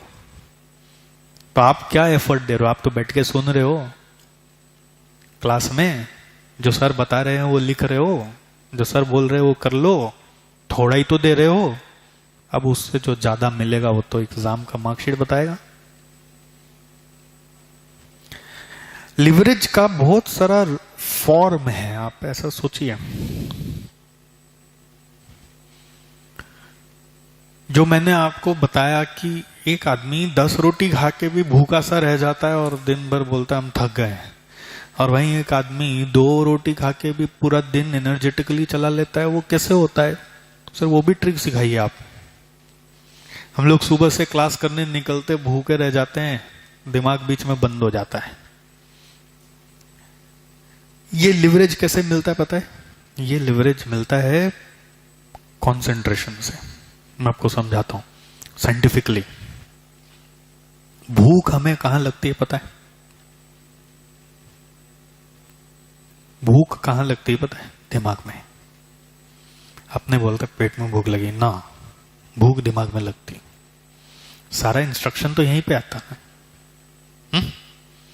यही तो आपको समझा रहा है, अरे खाना खोजो। पेट में थोड़ी कोई सोचने की शक्ति है। वो फिर सिग्नल वहां पे भी भेजता है कि आपको यहां पे कुछ डालना है। राइट? मतलब खेल सारा दिमाग का ही है। ये दिमाग को कैसे पता चलता है कि आपका पेट भर गया है? खाते खाते आपको पता चलता है ना पेट भर गया, तो दिमाग को पता चलता है। फिर आप खाना बंद करते हो, तो दिमाग को कैसे पता चलता है कि पेट भर गया? जब पेट फूल जाता है तब। दिमाग पेट तक थोड़ी जा रहा बार बार। ये दिमाग काउंटिंग करता है आपका चूइंग को। चूइंग चबाते हो ना जो, उसको दिमाग काउंट कर रहा है। जितना ज्यादा च्यू करके खाओगे उतना जल्दी पेट भर जाएगा। वो थक गया है, काउंटिंग उससे का पेट भर गया। जितना कम च्यू करोगे, स्वॉलो करोगे, उतना ज्यादा खाना पड़ेगा। और ज्यादा खाने से बीमारियां चालू, क्योंकि वो डाइजेस्ट होने का सिस्टम है, उसको पचाने के लिए बहुत एक्टिविटी चाहिए, वो अपने करते नहीं, तो वो एक्यूमुलेट होता है फैट बन के, और वही फैट सारे जब बीमारियों का फसाड़ है। कम खाने वाला आदमी कभी बीमारी नहीं पड़ता। जितना जरूरत था उतना ही दिया, उससे भी कम ही दिया, तो बीमारी जो पैदा अंदर कर रहा है वो अंदर गया ही नहीं, तो फ्री है भाई। ये सच बता रहे हैं आपको। कभी भूख लगे, एक बिस्किट का टुकड़ा को अगर 15 मिनट तक चबा चबा के खा लो तो एक बिस्किट से भी पेट भर जाएगा, 2-3 घंटा तक कुछ याद नहीं आएगा। घर पे जब खाना खाते हो, एक रोटी का 16 टुकड़ा करके खाओ। 2 रोटी में लगेगा आज खाने का स्वाद भी आया और पेट भी भर गया। और वहीं जो घर में अपने, कई बार आप नोटिस करना, जो खाते हैं 5-6 रोटियां, उनका सिस्टम देखना, 1 रोटी 2 बार में 3 बार में खत्म। क्यों? क्योंकि दिमाग को ये नहीं समझ में आ रहा है कि आप ज्यादा क्वांटिटी एक बार में ले रहे हो। दिमाग कैसे काउंट कर रहा है, इतना बार च्यू करने से इसका पेट भरेगा। तो आपने अगर च्यूइंग कम किया है, स्वॉलो ज्यादा किया है, तो पेट नहीं भर रहा। सिंपल कैलकुलेशन है। तो ये मैं ऐसा नहीं बोल रहा कि आप खाना कम करिए, मैं ये बोल रहा हूं कभी जिंदगी में ऐसा मुकाम आ जाए कि थोड़े में ज्यादा चलाना है। कभी ट्रेन में लॉन्ग जर्नी में फंस गए, अब दूर दूर तक खाना नहीं है, जैसे तैसे एक बिस्किट का पैकेट मिला, साथ में 6 लोग बैठे हुए हैं, क्या करेंगे? तड़पते रहेंगे। तो साइंटिफिक तरीका आपको बता दिया। जिंदगी में कौन सा रंग कब दिखना पड़े मालूम नहीं है, तो आपके पास तरीका तो है, अब आप उससे बच के निकल लो, और अगर उसकी प्रैक्टिस कर लो तो आपके लिए बहुत ही फायदा है, आपका हेल्थ फिट है। और इनफैक्ट मैं तो स्टूडेंट्स को ये बोलता हूं कि आपका जो पढ़ने का फेज है ना, ये तपस्वियों का फेज है। तपस्या जैसा माहौल आपको अपने अंदर में लाना पड़ेगा। तपस्या मतलब समझ रहे हैं आप? तप साधु सन्यासी लोग जो करते हैं, सैक्रिफाइसेस, कि मैं यहां नहीं जा रहा, वहां नहीं जा रहा, हर समय एक ही काम में लगा हुआ हूं, खा पी भी कम से कम रहा, दैट इज तपस्या। अगर आप ये कर सकते हो तो आपका दिमाग का कंसंट्रेशन कितना बढ़ जाएगा आप देखिएगा। आप ज्यादा खाने के बाद पढ़ने बैठिए और कम खा के पढ़ने बैठिए, आपको डिफरेंस तुरंत समझ में आ जाएगा। आपने कभी वो गार्डन में देखा है कि छोटा सा बच्चा जो एक सी सॉ में यहां पे बैठा हुआ है, वो एक बड़ा आदमी जो यहां पे बैठा हुआ है उसको हल्का सा झटका देके उठा लेता है। ऐसे बोले अलग से सी सॉ के बाहर आके उठा के दिखा, वो हिला भी नहीं पाएगा। ये क्या है? लिवरेज। किस कारण से आया? ये जो मशीन बनाया गया ना यहां पे, इसके कारण आया। फिजिक्स में पढ़े होंगे, इसको फलक्रम बुलाते हैं। फलक्रम क्या करता है कि यहां पे अगर किसी ने फोर्स डाला तो वो फोर्स को मल्टीप्लाई कर देता है। कम फोर्स से रिजल्ट ज्यादा हो जाते हैं। फलक्रम का काम क्या है? फोर्स थोड़ा सा डालेंगे बट रिजल्ट मल्टीप्लाई आएगा, मैग्नीफाई होके आएगा।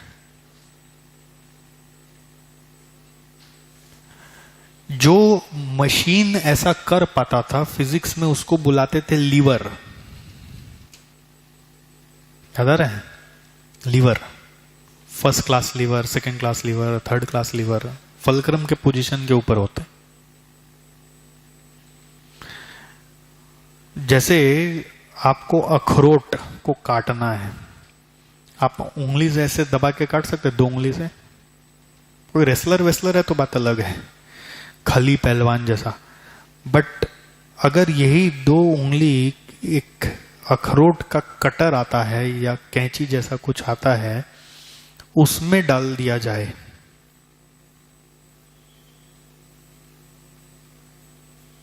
वही 2 उंगली यहां से और यहां से पकड़ के जब दबाओगे, अखरोट तोड़ देगा। थोड़े से ज्यादा कैसे आ रहा है? इस फलक्रम के कारण आ रहा है, जहां पे थोड़ा सा फोर्स मैग्निफिकेशन रिजल्ट्स ला रहा है। ये फलक्रम लीवर का पार्ट बन रहा है। ये लीवर आपको जो फायदा दे रहा है उसी को हम लिवरेज बोल रहे हैं। लिवरेज एक साधारण शब्द की तरह पहले समझो, फिर एफएम में उसको इंट्रोड्यूस करा देंगे। लिवरेज माने एडवांटेज, कि कम से ज्यादा। करेक्ट? जैसे एक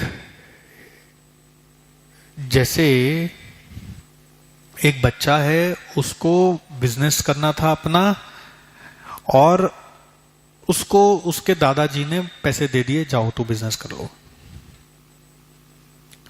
वहीं उसका एक और दोस्त है, वो स्ट्रगल कर रहा है, उसको पैसे नहीं मिल रहे बिजनेस शुरू करने के लिए। तो दादाजी के कारण पहले वाले बच्चे को लिवरेज मिला। लिवरेज मिला मतलब एडवांटेज मिला, मतलब कम मेहनत करके उसको पैसे मिल गए। जहां पे मेहनत कम रिजल्ट ज्यादा, वहां पे वर्ड लिवरेज आता है। ठीक है? एफएम में लिवरेज कैसे कैसे आता है वो आपको भी दिखाने जा रहे हैं। उसके लिए आपको थोड़ा सा एक बार मेरा एक एग्जाम्पल को देखना पड़ेगा, तो आपको समझ में आएगा कि एफएम में लिवरेज अलग अलग तरह से कैसे आ सकता है। अभी एक नया चीज पढ़ा रहे हैं, मैंने डेट वाला तो आपको दिखाया, वो वापस आएगा यहां पे, बट एक नया चीज दिखा रहे हैं, उसको ध्यान से देखना। एक कंपनी का इनकम स्टेटमेंट कैसे बनता है, ध्यान से देखो। आप लोग अकाउंट्स में पीएल बनाते हैं ना, पीएल अकाउंट। अभी एफएम में इनकम स्टेटमेंट बोलते हैं उसको। थोड़ा लिखने का एक फॉर्मेट है, उसको लिख रहे हैं, आप देखिएगा।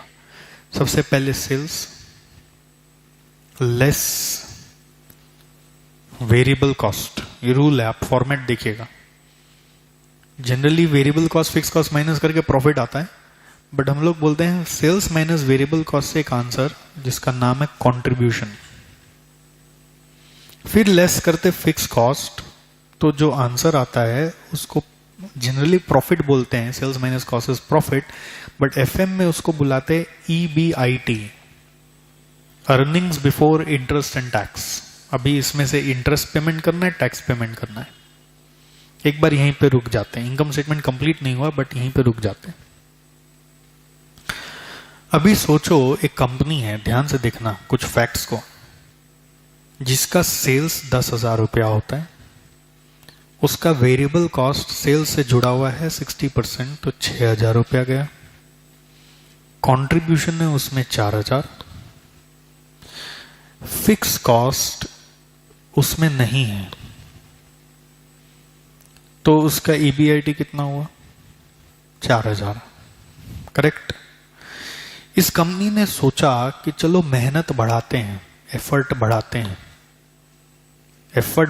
हैं, तो उसने सेल्स को 40% से बढ़ाया, तो 10,000 का 14,000 हुआ। वेरिएबल कॉस्ट बढ़ेगा क्या?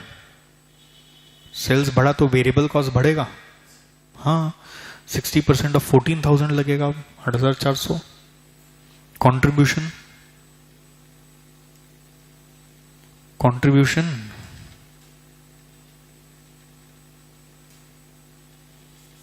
5,600, फिक्स कॉस्ट कुछ नहीं, ईबीआईटी 5,600, आप एक चीज देखना, एफर्ट कितना परसेंट से बढ़ाया तो रिजल्ट कितना परसेंट से बढ़ा, इसका परसेंट निकाल सकते हैं?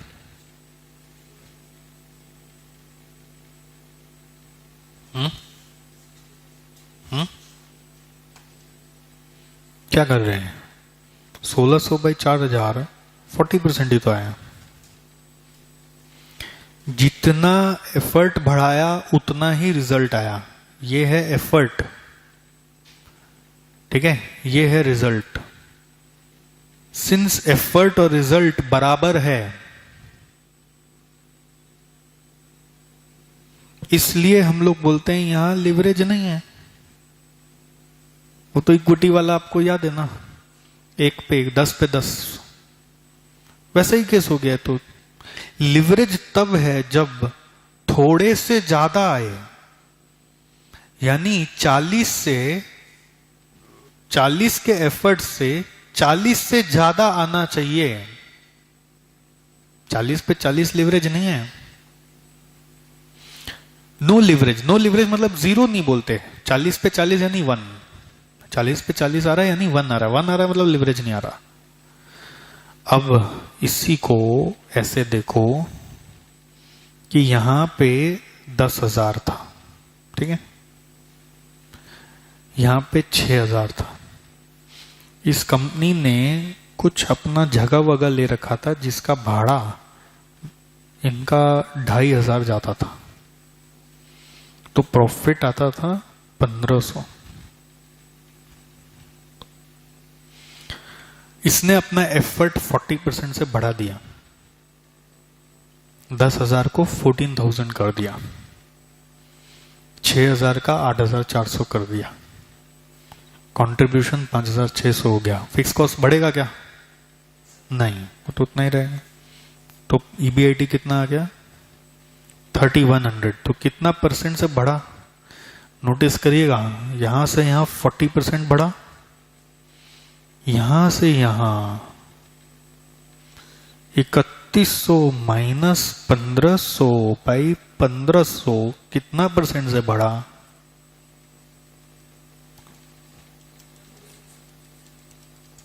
106.67% से। मेहनत कितना बढ़ाए थे? 40 से। और रिजल्ट कितना से बढ़ा? 106 से। Correct, 106 by 40। लिवरेज है? Yes, there is a leverage.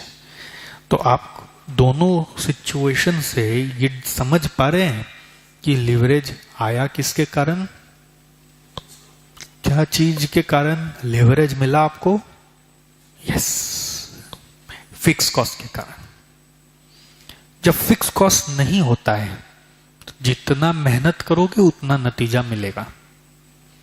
जब फिक्स कॉस्ट होता है तो मानते हैं टोटल में रिटर्न थोड़ा सा कम होता है, लेकिन जितना मेहनत करते हो उससे ज्यादा नतीजा आता है। लेकिन लिवरेज है ना, हाथ कटता है। एडवांटेज है तो नुकसान भी है। क्या नुकसान? कल को सेल नहीं हुआ तो वेरिएबल कॉस्ट तो जीरो हो जाएगा। इस कंपनी का सोचो, सेल नहीं हुआ, zero, variable cost zero, fix cost भी जीरो, ईबीआईटी जीरो, सब चीज जीरो, कोई फर्क नहीं पड़ा। लेकिन जिनका फिक्स कॉस्ट है उसको तो 2,500 देना ही होगा, हाथ जल जाएगा। तो जो लिवरेज का फायदा उठाना चाहते हैं उसके ऊपर एक जिम्मेदारी आती है कि वो आराम नहीं कर सकते। आप देखिए, स्ट्राइक होता है ना, कभी कहीं बंदी पॉलिटिकल स्ट्राइक, तो ये पान वाला, ठेला वाला तुरंत आराम। स्ट्राइक माने कहीं पे भी साइड कर लिया और आराम फरमा रहे हैं। आज कहां से कुछ होगा, आज कुछ नहीं होगा। क्यों? सेल कुछ नहीं, वेरिएबल कॉस्ट कुछ नहीं, फिक्स कॉस्ट कुछ नहीं, तो कमाई भी कुछ नहीं, न लेना न देना। वहीं आप सोचिए, जो बिजनेसमैन है वो पैनिक हो जाता है, जिसके ऊपर महीने का फिक्स कॉस्ट का जिम्मेदारी है। अब उसका आज का फिक्स कॉस्ट कुछ सेल करके उठता, अब वो तो नहीं उठेगा आज, उसको ये डर लगने लग जाता है कल फिर मेरे को 2 दिन का सेल करना पड़ेगा, ये क्या स्ट्राइक स्ट्राइक स्ट्राइक चल रहा है, मैं नहीं कर पाया तो बहुत मुश्किल में पड़ जाऊंगा। तो जो फिक्स कॉस्ट बांधते हैं उनके ऊपर लोड भी आता है कि वो आराम नहीं कर सकते, तो उसको बेनिफिट भी तो मिलता है जिंदगी में, कम से ज्यादा जल्दी से वो मल्टीप्लाई कर पाते हैं, तेजी से आगे बढ़ पाते हैं। जैसे बिजनेस करने का 2 तरीका होता है। जैसे फॉर एग्जांपल मैं आपको पढ़ा रहा हूं अभी, तो मेरे पास पढ़ाने का एक और जरिया था। मैं क्या करता, किसी कोचिंग इंस्टीट्यूट से टाई अप करता, ठीक है, उस कोचिंग इंस्टीट्यूट में बोलता देखिए हमारे जितने स्टूडेंट आएंगे अगर उनसे 100 रुपया मिलेगा मेरे को तो मैं आपको 30 रुपया दे दूंगा और फिर 70 रुपया मैं ले जाऊंगा, मेरा कोई फिक्स कॉस्ट नहीं होगा, कमाई आएगी तो आपको 30 रुपए दे दूंगा। तो ऐसा मॉडल अगर हम लोग चलाएंगे तो क्या होगा, जिस दिन कोई स्टूडेंट नहीं आया उस दिन सेल 0, उनको भी कुछ नहीं देना, अपने भी कुछ नहीं, कोई नहीं, घर से गया नहीं तो आराम करो। लेकिन अब यही मॉडल दूसरा कर दो कि आप अपना एक एकेडमी कोचिंग इंस्टीट्यूट बना लो, उसका महीने का भाड़ा लगेगा। अब आपके यहां सेल नहीं आएगा यानी स्टूडेंट नहीं आएगा तो भाड़ा तो देना ही होगा, तो आप आराम कर सकते हो। और जहां आपके यहां पे आराम के ऊपर पाबंदी लग गई वहीं आपकी तरक्की शुरू हो गई, क्योंकि आप दिन रात मेहनत तो करोगे और मेहनत करोगे तो ही तो तरक्की होगी। तो आइडिया लिवरेज का यही है कि आपको कुछ ऐसे साधन अपने फाइनेंस स्ट्रक्चर में सेट करके रखने होते हैं जिसके कारण आपको फायदा मिले। हाँ, फायदा के लिए आपको ये अलार्म भी अपने साथ रखना है कि क्या क्या और उसके लिए एक्स्ट्रा करना है, आराम नहीं चलेगा, तो उसका फायदा का मजा भी मिलेगा। करेक्ट। और पहला जो फायदा मैंने आपको अभी सिखाया वो सिखाया फिक्स कॉस्ट के कारण। इस फिक्स कॉस्ट का नाम है ऑपरेटिंग फिक्स कॉस्ट। क्या नाम है? ऑपरेटिंग फिक्स कॉस्ट, क्योंकि ये fix cost business related fix cost मानते हैं। ऑपरेटिंग फिक्स कॉस्ट में आता है rent, salary, telephone bill, insurance, जो बिजनेस रिलेटेड फिक्स कॉस्ट है वो यहां पे आते हैं। ओके, सो ये जो फिक्स कॉस्ट है उसका नाम ऑपरेटिंग है, तो इसमें जो लिवरेज दिख रहा है ना उसका नाम भी इसी पे रख दिया, इसका नाम है ऑपरेटिंग लिवरेज। तब कनेक्ट कर पाएंगे। ऑपरेटिंग लिवरेज माने वो ये लिवरेज है जो ऑपरेटिंग फिक्स कॉस्ट के कारण मिलता है। तो जिस कंपनी में ऑपरेटिंग फिक्स कॉस्ट नहीं है उधर लिवरेज 0 नहीं है, 1। नो लिवरेज मतलब 40 पे 40, 1। और यहां पे लिवरेज है, तो लिवरेज है तो कितना है? 106 पे आ रहा है, 40 जा रहा है ना? 40 का एफर्ट देके 106 आ रहा है, तो इसका आंसर आ रहा है 2.66। Understood?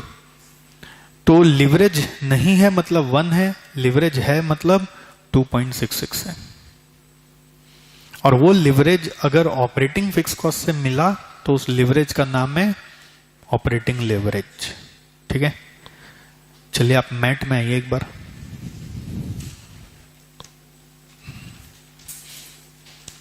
Page number 9, page number 9 में आइए। देखिए इसमें क्या बोल रहे हैं हम लोग। Introduction. Lever is a machine which transmits force into action. ठीक है, leverage is the action of lever and the advantage derived from it. In finance, the term leverage is used to describe the ability of a firm to use fix cost, underline करना, to use fix cost to magnify the return to share holders. Share holder को ज्यादा से ज्यादा फायदा देने के लिए fix cost का आप कैसे सहारा लेते हैं, उसी को ही हम लिवरेज बोलना चाह रहे हैं। It is also defined as employment of an asset और source of fund for which the firm has to pay a fix charge. Example debt, example debt, bracket में लिखो एग्जाम्पल डेट।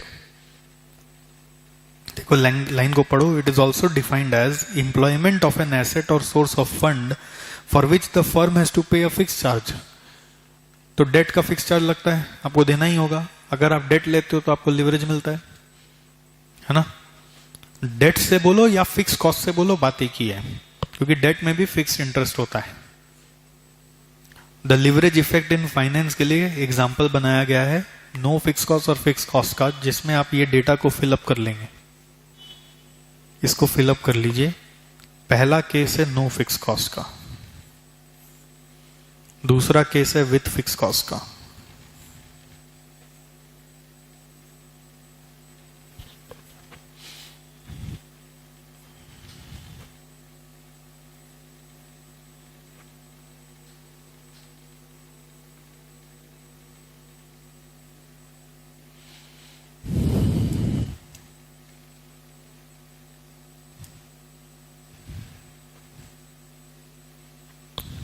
करिए, कॉपी करिए अच्छे से।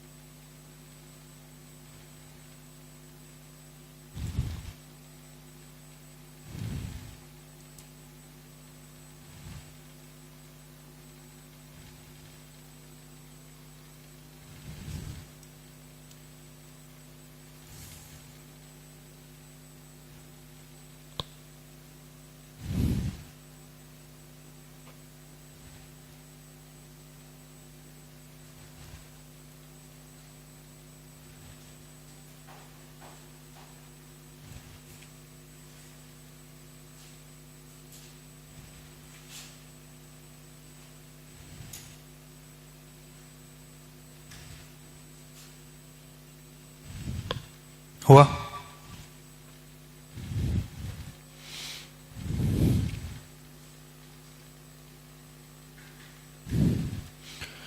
मैंने आपको ऑपरेटिंग लिवरेज अच्छे से पढ़ा दिया। ऑपरेटिंग लिवरेज का ऑफिशियली जो मीनिंग है वो आपको एक बार बताते हैं। ऑपरेटिंग लिवरेज का ऑफिशियल मीनिंग है, एक बार आप लिखना, मैं आपको लिखाऊंगा सब कॉपी में। अभी कॉपी में आए नहीं है, ठीक है? कॉपी में मैं अपने तरफ से सब लिखूंगा आपको। अभी फिलहाल आपको समझा रहा हूं डिस्कशन। आप जितना सुनोगे उतना ज्यादा सीखोगे। लिखते लिखते आदमी भूल जाता है सुनना, तो जितना आप सुनोगे उतना जल्दी सीखोगे। ऑपरेटिंग लिवरेज में मैंने अभी आपको दिखाया ना 2.66, तो मैंने क्या किया, 106.67% को 40% से डिवाइड किया। यानी मैंने क्या किया, आपको परसेंटेज चेंज इन ईबीआईटी को परसेंटेज चेंज इन सेल्स से डिवाइड किया। देख लीजिए आप, सेल्स का चेंज 40% था, ईबीआईटी का चेंज 106.66% था। यही ऑपरेटिंग लिवरेज का फॉर्मूला माना जाएगा आपसे। How to calculate operating leverage? It is percentage change in EBIT by percentage change in sales. Very simple, ठीक है। जो आपको यह दिखाता है कि ऑपरेटिंग फिक्स कॉस्ट होने से आपकी कंपनी में फायदा होता है कि नहीं होता है। इस चैप्टर का ऑब्जेक्टिव यह है कि यह आपको सिखा दे कि जितने तरह के लिवरेज है वो सब आपको मालूम पड़ जाए। ये तो पहला हुआ। दूसरा लिवरेज को समझने चलिए एक बार। दूसरा लिवरेज तब समझ में आएगा जब आप अपना इनकम स्टेटमेंट का आगे का पोर्शन सीखोगे। ईबीआईटी तक सीख दिया था, या आप वापस शुरू से बनवा लीजिए। सबसे पहले sales less variable cost, contribution, operating fix cost, EBIT less interest, ठीक है। इसको बोलते हैं ईबीटी, ठीक है। लेस टैक्स, इसको बोलते हैं ईएटी। ईबीटी मतलब अर्निंग्स बिफोर टैक्स, ईएटी माने अर्निंग्स आफ्टर टैक्स। ये एक रूल है कि इंटरेस्ट ही पहले माइनस होगा, टैक्स बाद में माइनस होगा। क्यों? क्योंकि गवर्नमेंट ने टैक्स के जितने भी देश हैं हर जगह एक ही नियम बना रखे हैं, ऑल अक्रॉस द वर्ल्ड, कि पहले इंटरेस्ट माइनस होके टैक्स देना है। इससे क्या होता है, टैक्स में बेनिफिट होते हैं। जैसे अगर मैं 100 रुपया पे टैक्स भरूंगा 30%, तो 30 रुपया टैक्स चला जाएगा। अब 100 में अगर इंटरेस्ट 10 रुपया माइनस करके 90 रुपीज पे टैक्स भर रहा हूं, तो 90 पे 30% टैक्स का अमाउंट कम हो जाएगा ना। तो गवर्नमेंट ने ये बेनिफिट दिया हुआ है अक्रॉस द वर्ल्ड, खाली इंडिया की बात नहीं। इसलिए पढ़ाई जो आप कर रहे हो उसमें हमेशा इंटरेस्ट पहले माइनस होगा, टैक्स बाद में माइनस होगा। ओके, अब यहां पे रुक जाते हैं। यहां से यहां तक को विजुअलाइज करो। क्या आपको लगता है इसमें इंटरेस्ट फिक्स्ड है? काम हो चाहे नहीं हो लगेगा ही। टैक्स फिक्स्ड है क्या? टैक्स फिक्स्ड है। टैक्स तो परसेंट पे, प्रॉफिट होगा तो देना है, नहीं प्रॉफिट हुआ तो कुछ नहीं देना है। इंटरेस्ट फिक्स्ड है ना, तो फिक्स का डर भी है तो फायदा भी है। तो फिक्स का डर यह है कि आप अगर बिजनेस नहीं चला पाए तो इंटरेस्ट तो चुकाना ही होगा, ठीक है। और फायदा यह है कि लिवरेज मिलेगा। इससे जुड़ा हुआ भी लिवरेज उसी तरह से एक्सप्लेन किया जा सकता है जैसे मैंने आपको ऑपरेटिंग में समझाया कि विदाउट इंटरेस्ट क्या होगा, विथ इंटरेस्ट क्या होगा। तो इसमें उसी तरह से अगर मैं डिराइव करूं तो इसका जो लिवरेज आया उसका नाम पड़ा फाइनेंशियल लिवरेज। सर ऑपरेटिंग में समझ में आया, वो फिक्स कॉस्ट ऑपरेटिंग था, इसका नाम फाइनेंशियल क्यों? क्योंकि इंटरेस्ट का दूसरा नाम होता है फाइनेंशियल फिक्स कॉस्ट। मतलब ये फिक्स कॉस्ट किस कारण से लग रहा है? फाइनेंस लेने के कारण। डेट एक सोर्स ऑफ फाइनेंस है, वो लिया इसलिए इंटरेस्ट लग रहा है। तो जो फाइनेंस लेने के कारण लग रहा हो उसका नाम है फाइनेंशियल फिक्स कॉस्ट। तो उसका नाम ऑपरेटिंग फिक्स कॉस्ट क्यों था सर? क्योंकि वो बिजनेस करने के कारण है। तो बिजनेस फिक्स कॉस्ट बोलने से अच्छा नहीं लगता, इसलिए बोलते हैं ऑपरेटिंग फिक्स कॉस्ट। बिजनेस चलने के कारण है ऑपरेटिंग फिक्स कॉस्ट, ये फाइनेंस के कारण है, इसलिए finance fix cost. Operating fix cost से कौन सा लिवरेज मिला? Operating leverage. Financial fix cost से कौन सा लिवरेज मिला? Financial leverage. अच्छा, ऑपरेटिंग फिक्स कॉस्ट का जब लिवरेज समझ रहे थे तो सेल्स और ईबीआईटी को लेके समझते हैं। यहां पे अपने लेके समझते हैं ये वाला percentage change in EAT by percentage change in EBIT. कहां से कहां तक का पढ़ाई करना है? यहां से यहां तक का, कि ईबीआईटी में अगर चेंज आ जाए तो ईएटी में कितना चेंज आएगा, और वो ज्यादा आएगा ही अगर विदाउट इंटरेस्ट विथ इंटरेस्ट को लेके उसी तरह से आप डेटा फिल करके कंपेयर करेंगे। हम लोग बार बार उसका डेरिवेशन में घुसना नहीं चाहते। अगर आप जैसे ऑपरेटिंग लिवरेज में देखे नो फिक्स कॉस्ट और विथ फिक्स कॉस्ट, वैसे ही यहाँ पे नो इंटरेस्ट और विथ इंटरेस्ट लेके अपने आप वैल्यू बैठा के आप देखोगे तो वो ज्यादा आएगा ही आएगा। ठीक है, वो जो ज्यादा आ रहा है उसी को फाइनेंशियल लिवरेज बोल रहे हैं। बट आपको ध्यान क्या रखना है कि नीचे क्या लेना है ऊपर क्या लेना है। ऑपरेटिंग लिवरेज में क्या लिया था, percentage change in EBIT by percentage change in sales. यहां पे क्या ले रहे, परसेंटेज चेंज इन ईबीआईटी और percentage change in EAT by percentage change in EBIT. ठीक है, अब किसी किसी ने बोला आप ईएटी क्यों लेते हैं, आप और नीचे चले जाइए। ईएटी के बाद मान लीजिए और कोई सोर्स ऑफ फाइनेंस नहीं है, तो ईएटी के बाद आता है number of shares, equity shares. Debt finance था, इक्विटी फाइनेंस था, तो अब डेट वालों को इंटरेस्ट दे दिया, अब जो अर्निंग बची वो इक्विटी शेयर होल्डर्स में डिवाइड कर देंगे। तो EAT by number of equity share करने से ईपीएस आता है, ईपीएस अर्निंग्स पर शेयर। क्या आता है, अर्निंग्स पर शेयर, ईपीएस।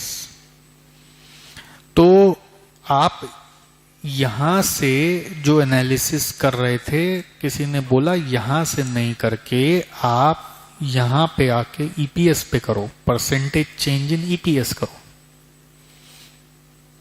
ईपीएस यानी अर्निंग पर शेयर, इससे लेके एनालिसिस करो तो दोनों से एक ही आंसर आता है। क्यों, क्योंकि अगर ईएटी चेंज होगा, ईएटी बढ़ेगा तो ईपीएस भी बढ़ेगा, क्योंकि नंबर ऑफ शेयर्स थोड़ी बढ़ रहा है, अर्निंग बढ़ रहा है तो ईपीएस बढ़ जाएगा। पहले हम अर्निंग 5 लाख करते थे, 1 लाख शेयर था तो 5 रुपए आया। अब अर्निंग 6 लाख करेंगे, 1 लाख शेयर है तो 6 रुपए आएगा। तो कितना परसेंट से बढ़ा, 20% से। तो ये भी कितना परसेंट से बढ़ा, 20% से। तो फर्क नहीं पड़ता, बस आपका लिखने का तरीका चेंज हो जाता है। Percentage change in EPS by percentage change in EBIT, ध्यान रहेगा। ये इंटरेस्ट का क्या नाम है, फाइनेंशियल फिक्स कॉस्ट। ये इंटरेस्ट का क्या नाम है, फाइनेंशियल फिक्स कॉस्ट। उससे लिवरेज का क्या नाम है, फाइनेंशियल लिवरेज।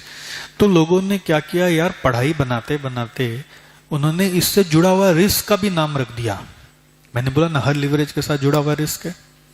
तो फाइनेंशियल फिक्स कॉस्ट लिवरेज लाता है तो फाइनेंशियल फिक्स कॉस्ट का रिस्क भी है। रिस्क का क्या नाम होगा, आप रखो, फाइनेंशियल रिस्क।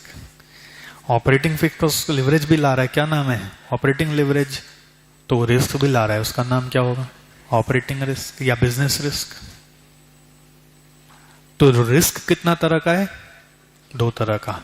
फिक्स कॉस्ट कितना तरह का है, 2 तरह का। लिवरेज कितना तरह का है, 2 तरह का। फिर से, फिक्स कॉस्ट कितना तरह का है, नाम, ऑपरेटिंग और फाइनेंशियल। तो उससे जुड़ा हुआ रिस्क कितना तरह का है, 2, ऑपरेटिंग रिस्क, फाइनेंशियल रिस्क। उससे जुड़ा हुआ लिवरेज कितना तरह का है, 2, ऑपरेटिंग लिवरेज, फाइनेंशियल लिवरेज। लेकिन ऑपरेटिंग लिवरेज सेल्स और ईबीआईटी लेके चल रहा है, फाइनेंशियल लिवरेज ईबीआईटी और ईपीएस लेके चल रहा है। अब ईपीएस लो या ईएटी लो, बात ही की है। ठीक है, लिवरेज एक्चुअली 3 तरह का है, फिक्स कॉस्ट भी 3 तरह का है, रिस्क भी 3 तरह का है। तो ये तीसरा कहां से आ गया, तीसरा है fix cost is equal to total fix cost. Total fix cost माने operating fix cost plus financial fix cost. तो रिस्क भी उससे जुड़ा हुआ को क्या बोलेंगे, टोटल रिस्क।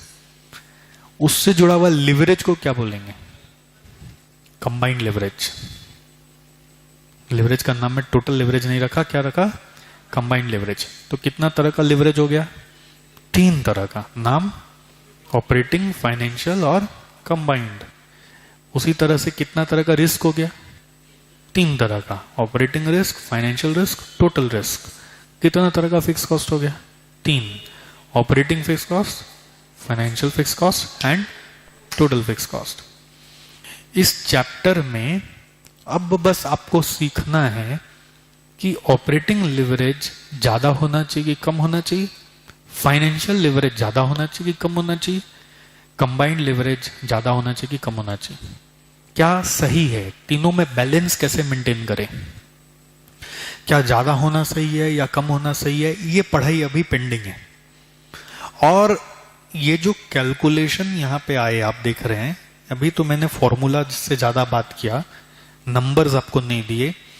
हम लोग क्या करेंगे, आपको सम्स देंगे जिसमें रॉ डेटा रहेगा, जिसको आप इनकम स्टेटमेंट में पहले लिखोगे तो आपको ईबीआईटी मिलेगा, ईएटी मिलेगा, ईपीएस मिलेगा, उसके मदद से लिवरेज निकालोगे। उल्टा कैलकुलेशन भी देंगे, लिवरेज देंगे, बोलेंगे इनकम स्टेटमेंट बनाओ और रॉ डेटा निकालो, मिसिंग फिगर निकालो। हम लोग आपको क्या चीज में तंग करने वाले हैं कि कभी डेटा देके लिवरेज निकालेंगे और कभी लिवरेज देके बोलेंगे डेटा निकालो। बट पढ़ाई जो है वो इतना ही है कि 3 तरह का फिक्स कॉस्ट, 3 तरह का रिस्क, 3 तरह का लिवरेज। ठीक है, चलिए अब कॉपी में लिखते हैं, ये 2 मिनट लिखेंगे कॉपी में। हेडिंग दीजिए things to study in the chapter.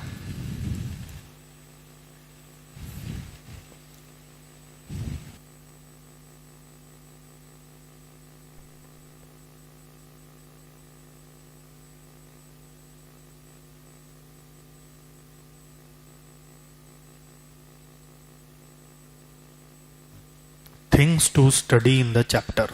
Number 1, types of fixed cost. Number 2, types of risk. Number 3, types of leverage.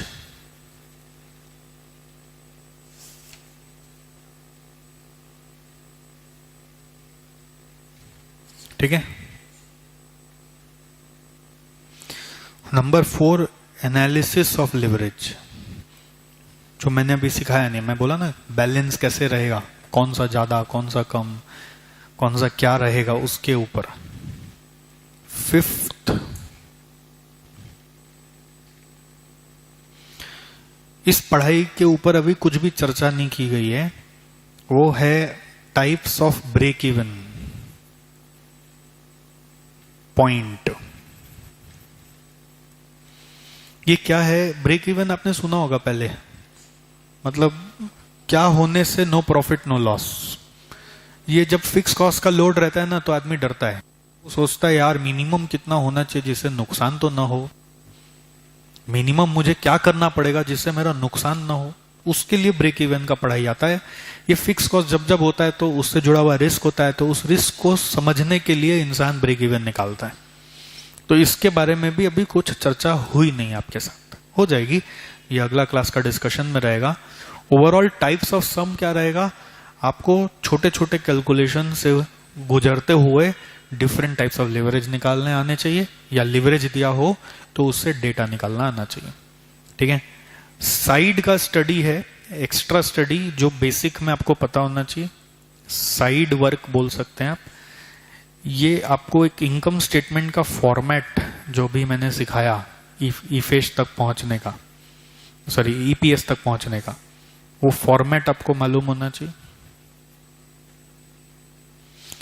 दूसरा, अच्छा इनकम स्टेटमेंट का पूरा फॉर्मेट आपको एक बार दिखा देंगे हम वापस से, वो आप अपना मैट में देखिए, पेज नंबर 9 में जाके देखिए, यहां लिख दीजिए पेज 9। सेल्स है, लेस वेरिएबल कॉस्ट है, दिख रहा है, तो कंट्रीब्यूशन आप वहीं पे देखो, आपको लिखना नहीं है। कंट्रीब्यूशन है, लेस ऑपरेटिंग फिक्स कॉस्ट है, तो ईबीआईटी है, लेस क्या किया हुआ है, इंटरेस्ट, इंटरेस्ट के बाद ईबीटी आया, ईबीटी के बाद लेस किया टैक्स, ईएटी आया। यहां तक तो मैं सिखाया ही था। एक नया चीज दिखा रहा हूं उधर, प्रेफरेंस डिविडेंड। प्रेफरेंस डिविडेंड हमारे लिवरेज का पार्ट बनता है। एक्चुअली प्रेफरेंस डिविडेंड भी फाइनेंशियल फिक्स कॉस्ट का हिस्सा माना जाता है।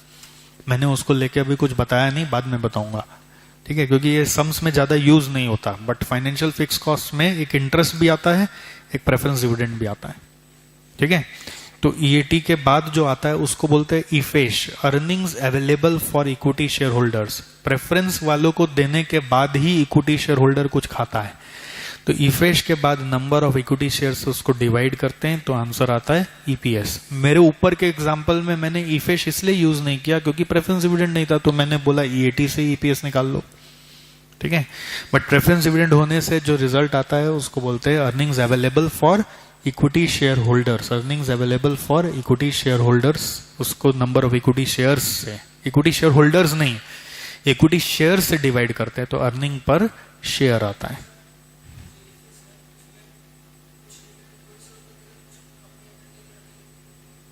इसमें इनका एक सवाल आ रहा है, सर कुछ डिविडेंड बोल के इफेश में से दे दिया जाएगा और कुछ कंपनी अपने लिए रख लेगा, तो वो ईपीएस के बाद होता है। ईपीएस में से मतलब इसमें से कुछ रुपया कंपनी अपने रिजर्व्स में ट्रांसफर कर देता है और बाकी रुपया फिर डिविडेंड में दे देता है, तो उससे डीपीएस निकाला जाता है, डिविडेंड पर शेयर, ठीक है। हम लोग अभी डिविडेंड पर शेयर की पढ़ाई नहीं कर रहे हैं, हम लोग ईपीएस की पढ़ाई कर रहे हैं। ईपीएस मतलब कंपनी ने कितना कमाया, अब उसको वो रखे या दे उससे अपने को मतलब नहीं है, वो डिविडेंड पॉलिसी जब पढ़ाएंगे तब आएगा, ठीक है। ओके, दूसरा साइड कैलकुलेशन पढ़ना है आपको, profit volume ratio. Profit volume ratio, इसको शॉर्ट में पीवी रेशियो भी बुलाते हैं, और इसका कैलकुलेशन होता है कंट्रीब्यूशन बाय सेल्स बोलकर।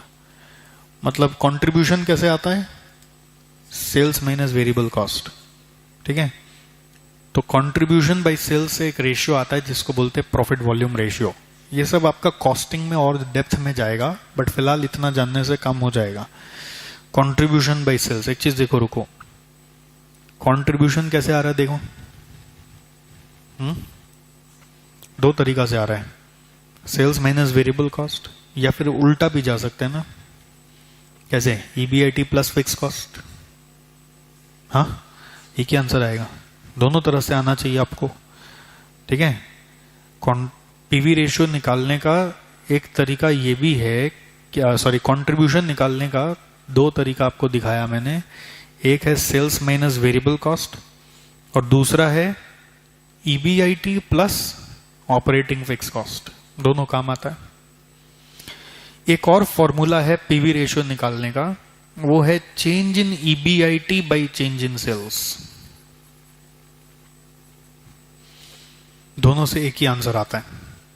अच्छा देखना, परसेंटेज चेंज नहीं है, चेंज कैसे आएगा मैं दिखाता हूं एक बार, देखो आप लिख लीजिए इसको, एग्जाम्पल देखिए, सेल्स है 100, वेरिएबल कॉस्ट है 60, कंट्रीब्यूशन है 40।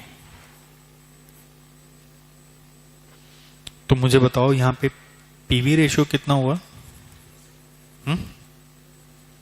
40/100 हुआ, 40% हुआ। सोचो सेल्स 100 का 150 हो गया तो वेरिएबल कॉस्ट बढ़ेगा क्या, 100 पे 60 है तो 150 पे 90 हो जाएगा, कंट्रीब्यूशन 60, तो पीवी रेशियो क्या आया, अगर कंट्रीब्यूशन बाय सेल्स करते हैं 40 तो आया। एक और सोचो, चेंज कितना आया, चेंज मतलब बड़ा माइनस छोटा, 50 यहां पे, 30 यहां पे, 20, करेक्ट। तो आप 20/50 करें तो भी तो वही आंसर आ रहा है, क्यों, क्योंकि जितना से सेल बढ़ा उतना से कंट्रीब्यूशन बढ़ा, तो पीवी रेशियो वापस उतना नहीं आया। अब इसमें देखो, कंट्रीब्यूशन से लेस क्या करते हो आप, ऑपरेटिंग फिक्स कॉस्ट, मानो वो आपका 30 है, तो प्रॉफिट कितना है, यानी ईबीआईटी कितना है, 10, ठीक है।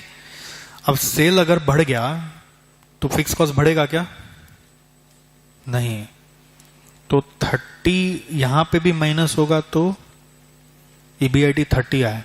मैं ये नहीं बोलता पीवी रेशियो माने ईबीआईटी बाई सेल्स, गलत हो जाएगा। 10/100 करो, पीवी रेशियो 10% आएगा, रॉन्ग है, पीवी रेशियो 40% है, यहाँ पे 30/150 पीवी रेशियो 20% आ जाएगा, रॉन्ग है, बट जबकि PV ratio contribution by sales. अभी देखो यहाँ पे चेंज वाला में आओ, ऑपरेटिंग फिक्स कॉस्ट 0, तो ईबीआईटी का चेंज कितना है 20, 20 - 0 इज 20, और ईबीआईटी बाई सेल्स करो, इसको और इसको डिवाइड करो, यानी change in EBIT by change in sales लो, देखो 20/50 कितना आया 40%। ईबीआईटी बाई सेल्स रॉन्ग है, ईबीआईटी बाई सेल्स रॉन्ग है, 10/100 नहीं कर सकते, 30/150 नहीं कर सकते, लेकिन अगर change in EBIT by change in sales करते हो तो सही है। जो पीवी रेशियो का आंसर आना चाहिए वही आएगा 40%। देखिए यहां पे भी 40, यहां पे भी 40, यहां पे भी 40, चेंज पे सही है, इसलिए क्या लिखा मैंने, कंट्रीब्यूशन बाय सेल्स लीजिए या फिर change in EBIT by change in sales लीजिए। 1 मिनट और, इसको ऑपरेटिंग लिवरेज का फॉर्मूला से कंफ्यूज मत करिएगा।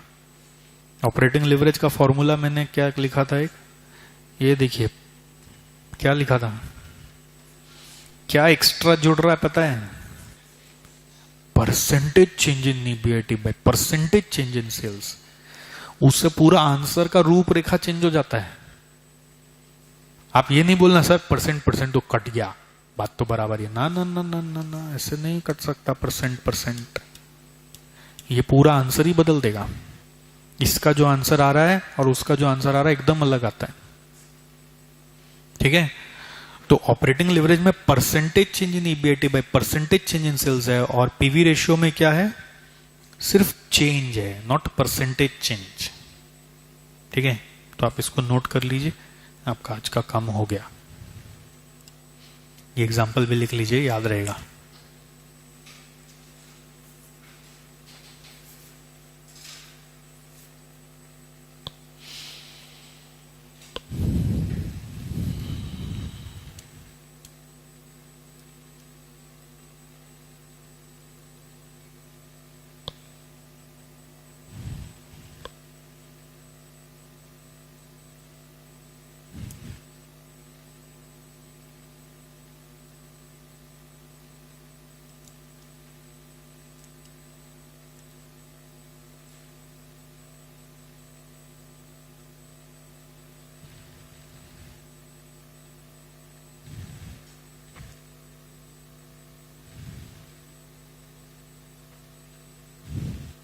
ठीक है,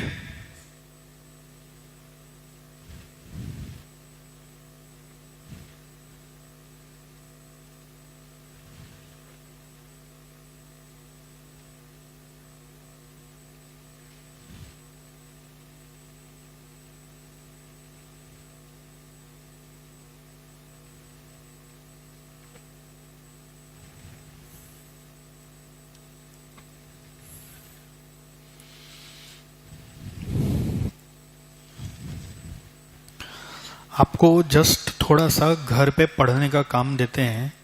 एक तो मैंने वो बोला है बेसिक्स आप थोड़ा पढ़िएगा, और दूसरा होमवर्क में example 1 and example 2 of page number 10 pencil से वहां पे भर के करके लाइएगा। नहीं 1 नहीं होगा, एग्जाम्पल 2 होगा खाली, आपसे 1 छोड़ दीजिए, अभी 1 जितना पढ़ाया नहीं, एग्जाम्पल 2 कर सकते हैं, ठीक है। अगला दिन हम लोग कैरी ऑन करेंगे, आज यहीं पे हम लोग क्लोज कर रहे हैं। आप रिवाइज करिए, हेडिंग को थोड़ा दिमाग में बैठाइए, कितना तरह का फिक्स कॉस्ट, कितना तरह का रिस्क, कितना तरह का लिवरेज, और कौन से लिवरेज में कहां पे एफर्ट डाल रहे, कहां पे रिजल्ट आ रहा है, उसको एक बार रिवाइज करते करते आप निकल जाइए। आज यहीं रोकते हैं, थैंक यू।